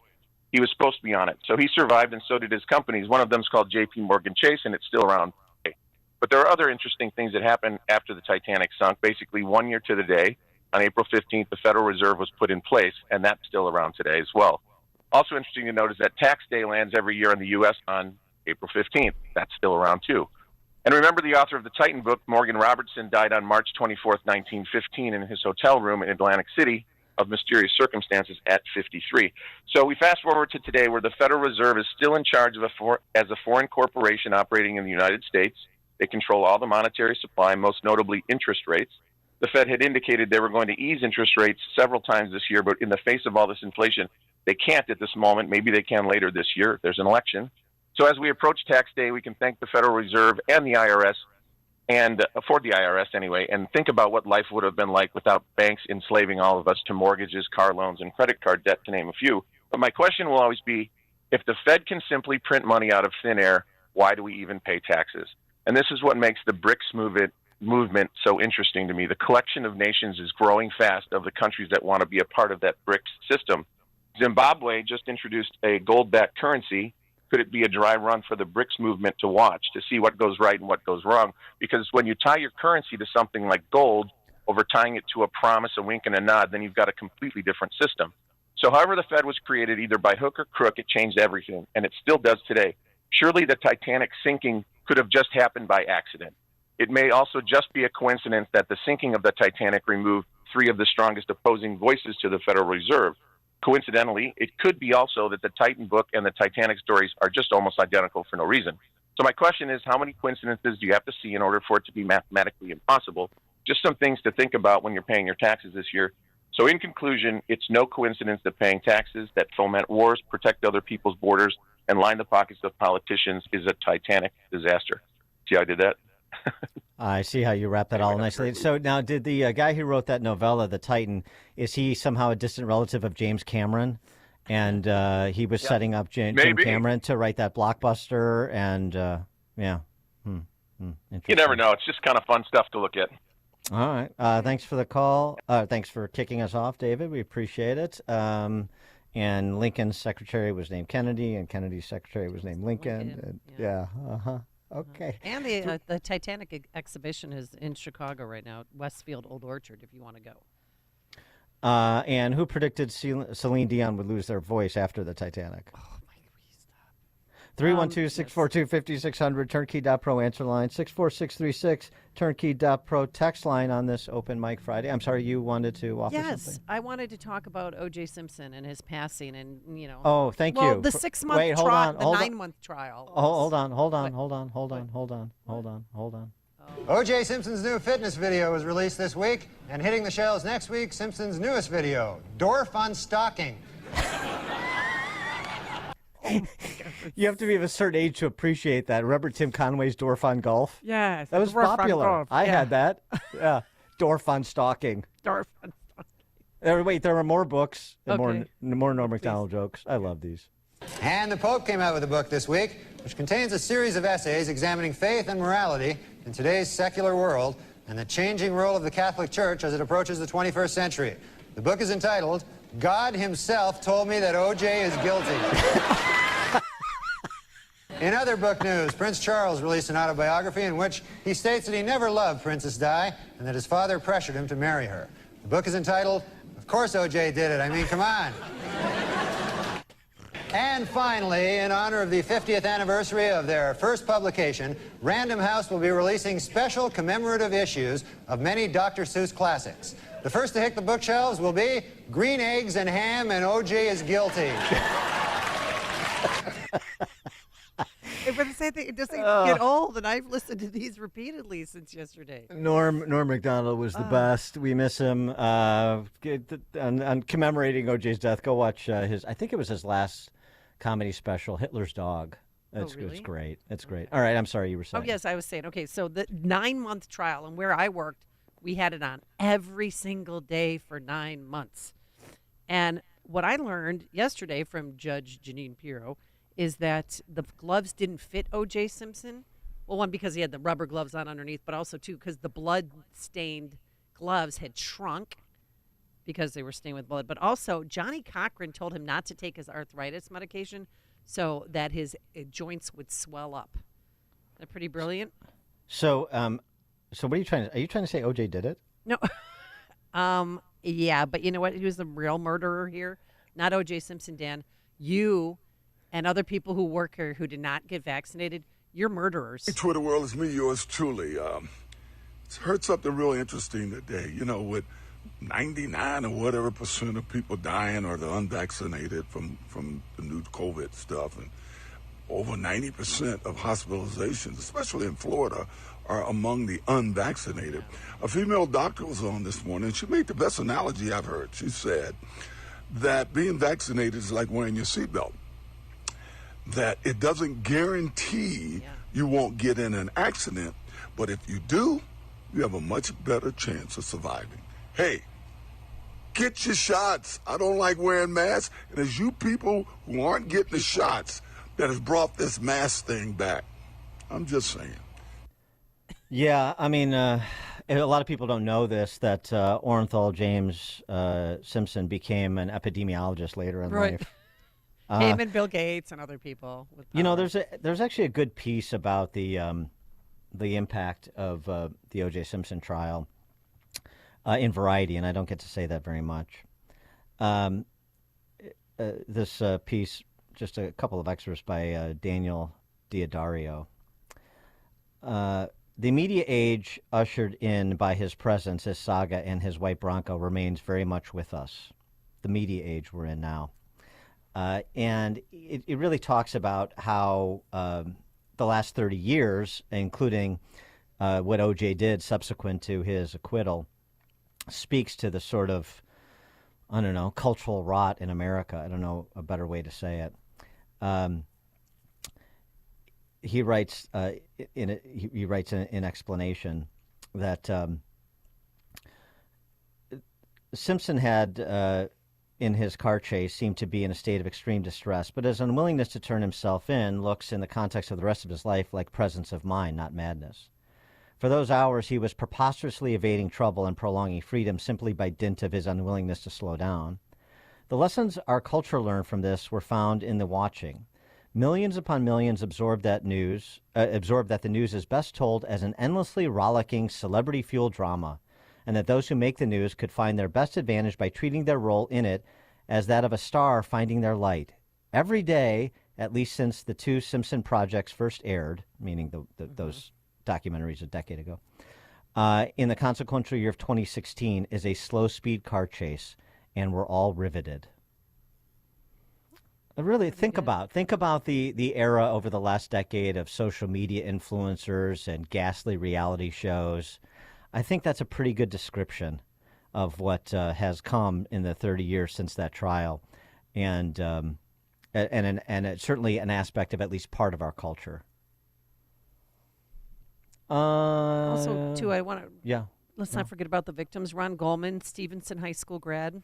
Mm-hmm. His father, Fred, said upon hearing of the news, "It's no great loss to the world." And the director of Naked Gun said, "Rest in peace, Nordberg. His acting was a lot like his murdering. He got away with it, but no one believed him."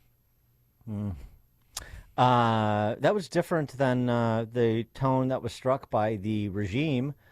Mr. 10%'s spokeswoman, Karine Jean-Pierre. I'll say this, our thoughts are with his families during this difficult time, obviously with his family and loved ones. And I'll say this, I know that they have asked for some privacy, and so we're going to respect that. I'll just leave it there. What about Ron Goldman's family? Very somber, Karine Jean-Pierre. Pete in Arlington Heights, you're on Chicago's Morning Answer. Hi, good morning. I just wanted to make the comment that tomorrow is the monthly meeting for the Republicans of Wheeling Township, and the guest speaker is going to be Paul Vallis. Oh, Brandon Johnson was unavailable? Yeah, I'm going to be there to ask Paul if he would have won in front of all these Republicans, who would you have supported in the presidential election? My second question would be, right, what are you even doing here, and why were you invited? Thank you. Well, be respectful. Good questions. I wonder who did invite him, and I'm curious as why he accepted it. Maybe he's changing parties? Who cares? I know, he's not going to run for anything ever and by the way, changing parties, there's only one party. Yeah. What are you changing from and to? I'm sorry to hear that Wheeling Township doesn't have enough self-respect to invite Republicans, conservatives to address the group. But that shows the level of capitulation here. And it speaks to why people don't waste their time, talent, and resources on the Republican Party. Paul Vallis? Oh, the guy who trashed Ron DeSantis? In addition to trashing Trump, of course. I'm sorry, the guy who was promoting abortion on demand? What part of Paul Vallis? Oh, because he is for school choice. So is Juan Williams.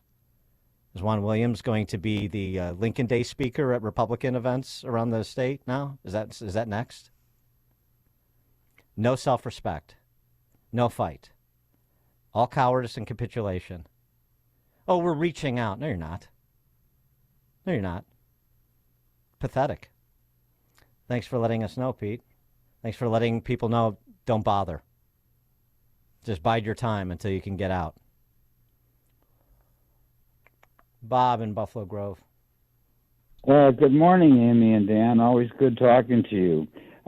In discussing the OJ subject, in news reports, I have yet to hear anyone address this topic. I'm just wondering, in the interest of medical science, should OJ have a brain autopsy? I'm wondering if he had CTE issues. And is anyone monitoring his CTE impact on his emotional behavior?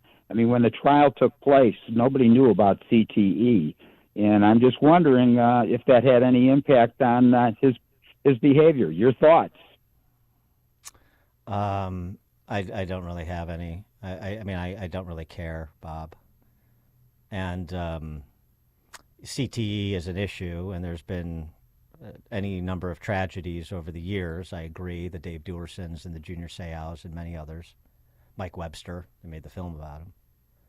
But no, I'm not interested in providing some sort of bull jive rationalization for the crimes that OJ committed.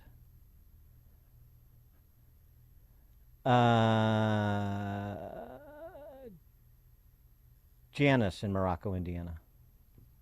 Hi, Dan and Amy. I wonder if creepy, corrupt old man Joe Biden would agree to debate Donald Trump if the debate takes place in Biden's basement, surrounded by his visiting angels.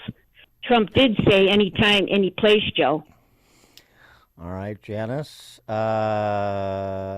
Nick, Northwest Side. Yeah, thank you.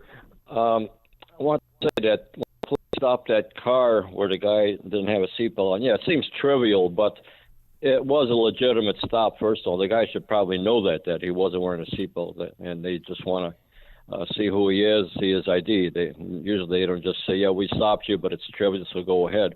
And when we watched it, somebody might be sitting at home with a glass of beer and looking at it and think, oh, gee, these cops, well, what are they doing there? You know, but the guy did shoot at them first.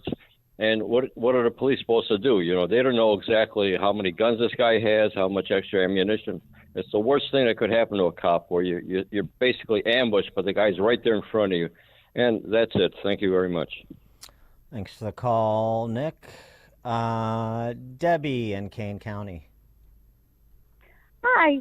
Good morning, and thank you for having me on. I wanted to give you a little quick history of what's happening at our Kane County board meetings. It's in reference to the illegal immigrants that are being brought in. In January, the Kane County board had a proclamation addressing the migrant crisis that was brought forward, and there was an 11-11 tie, and it was to stop having illegals come here, the cost, etc. And the chair would not break the tie. And then we went on March 21st. Who's the Kane County chairman? Corinne Perogue. She's a Democrat. You're exactly right. Mm-hmm. Yes, absolutely. Mm-hmm. Yeah. So on March, of course, she's a Democrat. Kane County Democrat haven now, thanks well, to we're Republicans. Trying really hard.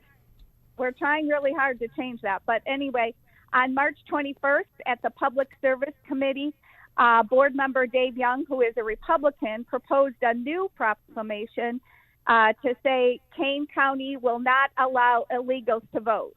Now, why we have to do that, your guess is as good as mine, but we know we do. And we're trying to head off future issues. So during the discussion, Ms. Silva, a Democrat, stated that she thought that the illegals should vote in school board elections because they have children at the school. Mm-hmm. But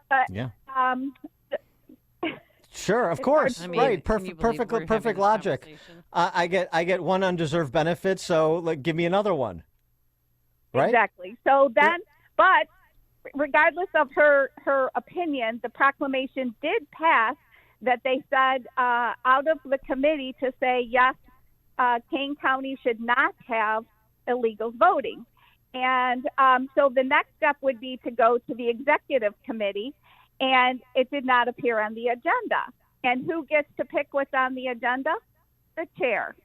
Yep. And so then we thought, well, she's just skipping because it's a proclamation. She's going to bring it up at the county board meeting, and it would be on that agenda, which happened this last Tuesday, April 9th. And it was not on the agenda. And before the public comment, the chair made a statement saying that if anyone was going to speak, it's not on agenda, and this has been put to bed and is sleeping, and we're not going there anymore. Mm-hmm. Obviously, she does not want to have the vote, because it's an election year, to say no illegals can vote in Kane County elections. So I just go ahead. No, go ahead, Debbie. I just wanted to say, I think anyone who wants to listen to these the meetings, I highly recommend it. We need to educate voters and understand that this is the chair. She's up for election, and this is her agenda, and it's her choice to what can be put on the agenda, even though it passed out of committee. Thanks for the call, Debbie. Appreciate it. That's where Kane County's at. By the way, I saw a story about Wilmette. Wilmette saying, we've been able to handle the few migrants who got dropped off at the Wilmette train station that we didn't ship down to Chicago. They didn't quite say it in these words, but this is what they did.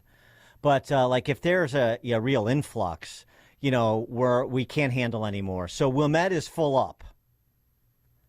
No more migrants in Wilmette. I disagree. I think that the Wilmette village government is underestimating, because this was said by the village manager. I think the Wilmette village government is underestimating the compassion of Wilmetians. And if the Republican Party wanted to be a Republican Party, then maybe they would be doing things like making sure that we test the outer limits of the compassion of our privileged communities.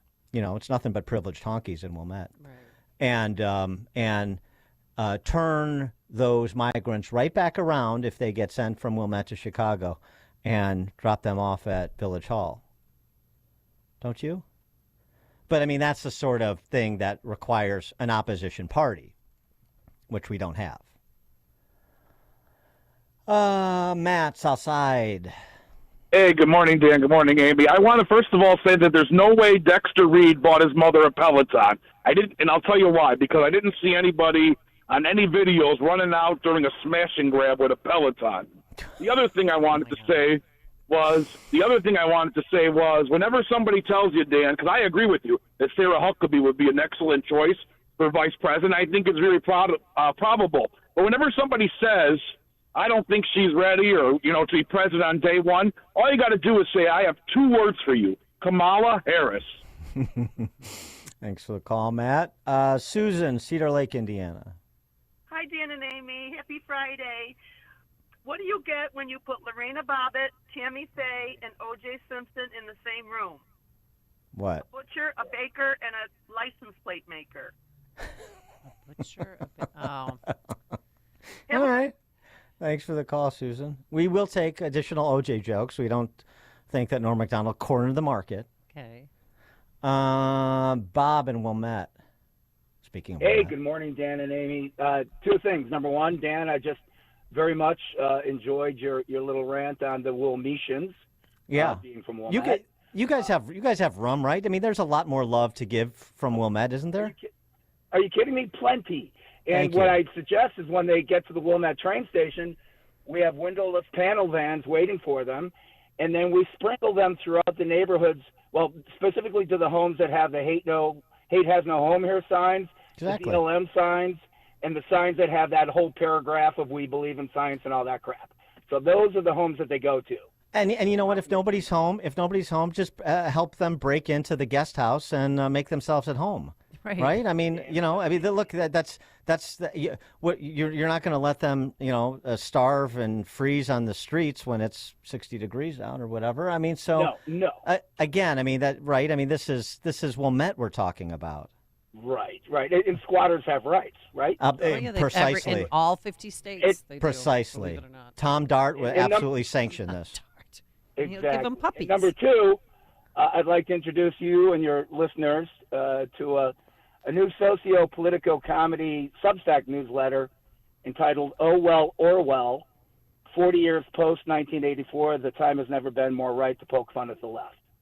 Oh, very good. Have at it. All right. The opening scene is a duck, a polar bear, and Greta Thunberg walking into a bar, and I'll leave it at that. Oh, my God. I love it. Have a great weekend, everybody. Thanks for the call, Bob. There's another comedy off Broadway that is out. I wanted to bring this to people's attention. It's called Suffs. It's Suffs, as in suffragettes. Okay. Oh, thank you. Let me guess, are they wearing white? It's produced by Hillary Clinton, so you know it's hip. Oh, boy.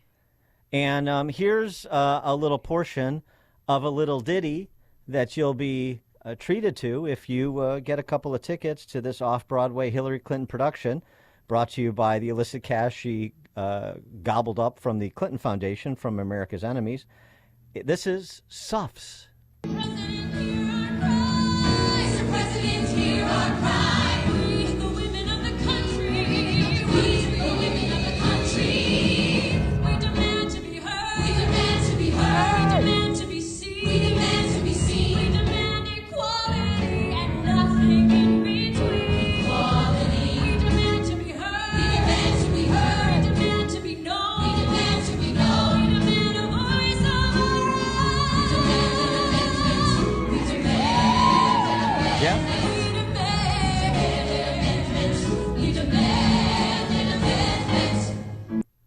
And then what happens is that all the men dressed as women burn their bras. Sort of like that's the crescendo. Dear Lord. I'd rather tear my spleen out with a rusty spoon than watch that. Bob in Rogers Park. Yes, I have OJ Simpson's email address. It's ///escape. Oh my God, you guys are so bad. That's Norm Macdonald quality there. That's pretty good. Pretty good. Staying on topic. The Irish Prime Minister who hails from Ogden Dunes, Indiana. Oh, O.J. Simpson was on trial, and Judge Ito went around and said to the jurors, I've got good news and bad news. The good news is you're all going to have a conjugal visit.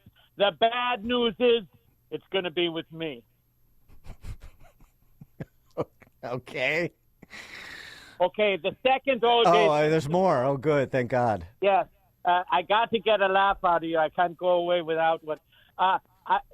The O.J. Simpson's liars, his liars, believed that they could get a hung jury for the man. But if it was a jury of his peers, it would have been a well-hung jury.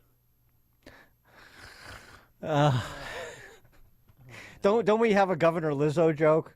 J.B. Lizzo? Do we have any Governor J.B. Lizzo? It hurts me to hear such foolery, Tom. It hurts me to hear such Tom.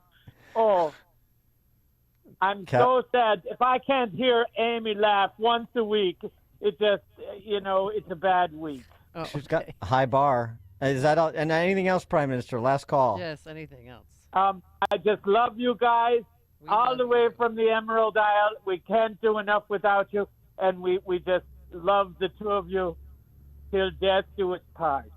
Very good. Thank you, PM. Rich, Indian Head Park. Good morning, Dan. Good morning, Amy. What I wanted to say is, how pathetic is this administration of Biden when they can send out a condolence to Simpson's family? When Laken Riley was brutally murdered, they said nothing. And only to say later that he shouldn't have called them an illegal, because they should all be treated with dignity and respect. How pathetic and embarrassing is this guy? Thanks, and you guys have a nice weekend. Thank you, Rich. Appreciate it. All right. Let's close it out with our friend Chuck from Delavan. Hey, thanks for mentioning all my garage bands. Was he clairvoyant? And you too, Dan, privileged honky. Hey, the Pelicans, public service announcement. The Pelicans are back flying around in Delavan as they make their way to North Dakota. So if you want, get on the Lake Long tour boat and get out there and see them.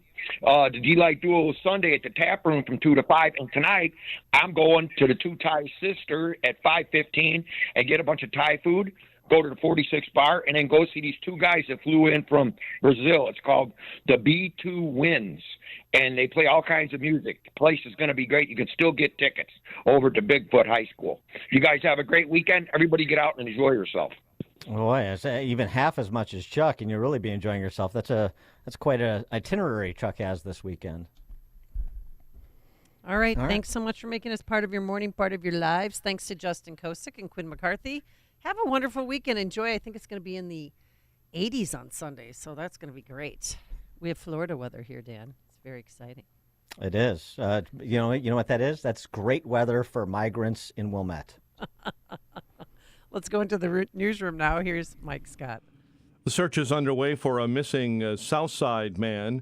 A 31-year-old man shot and killed inside an apartment on the city's south side, and a police investigation in Wheeling. WIND Chicago News Time is 9 o'clock. They're in mourning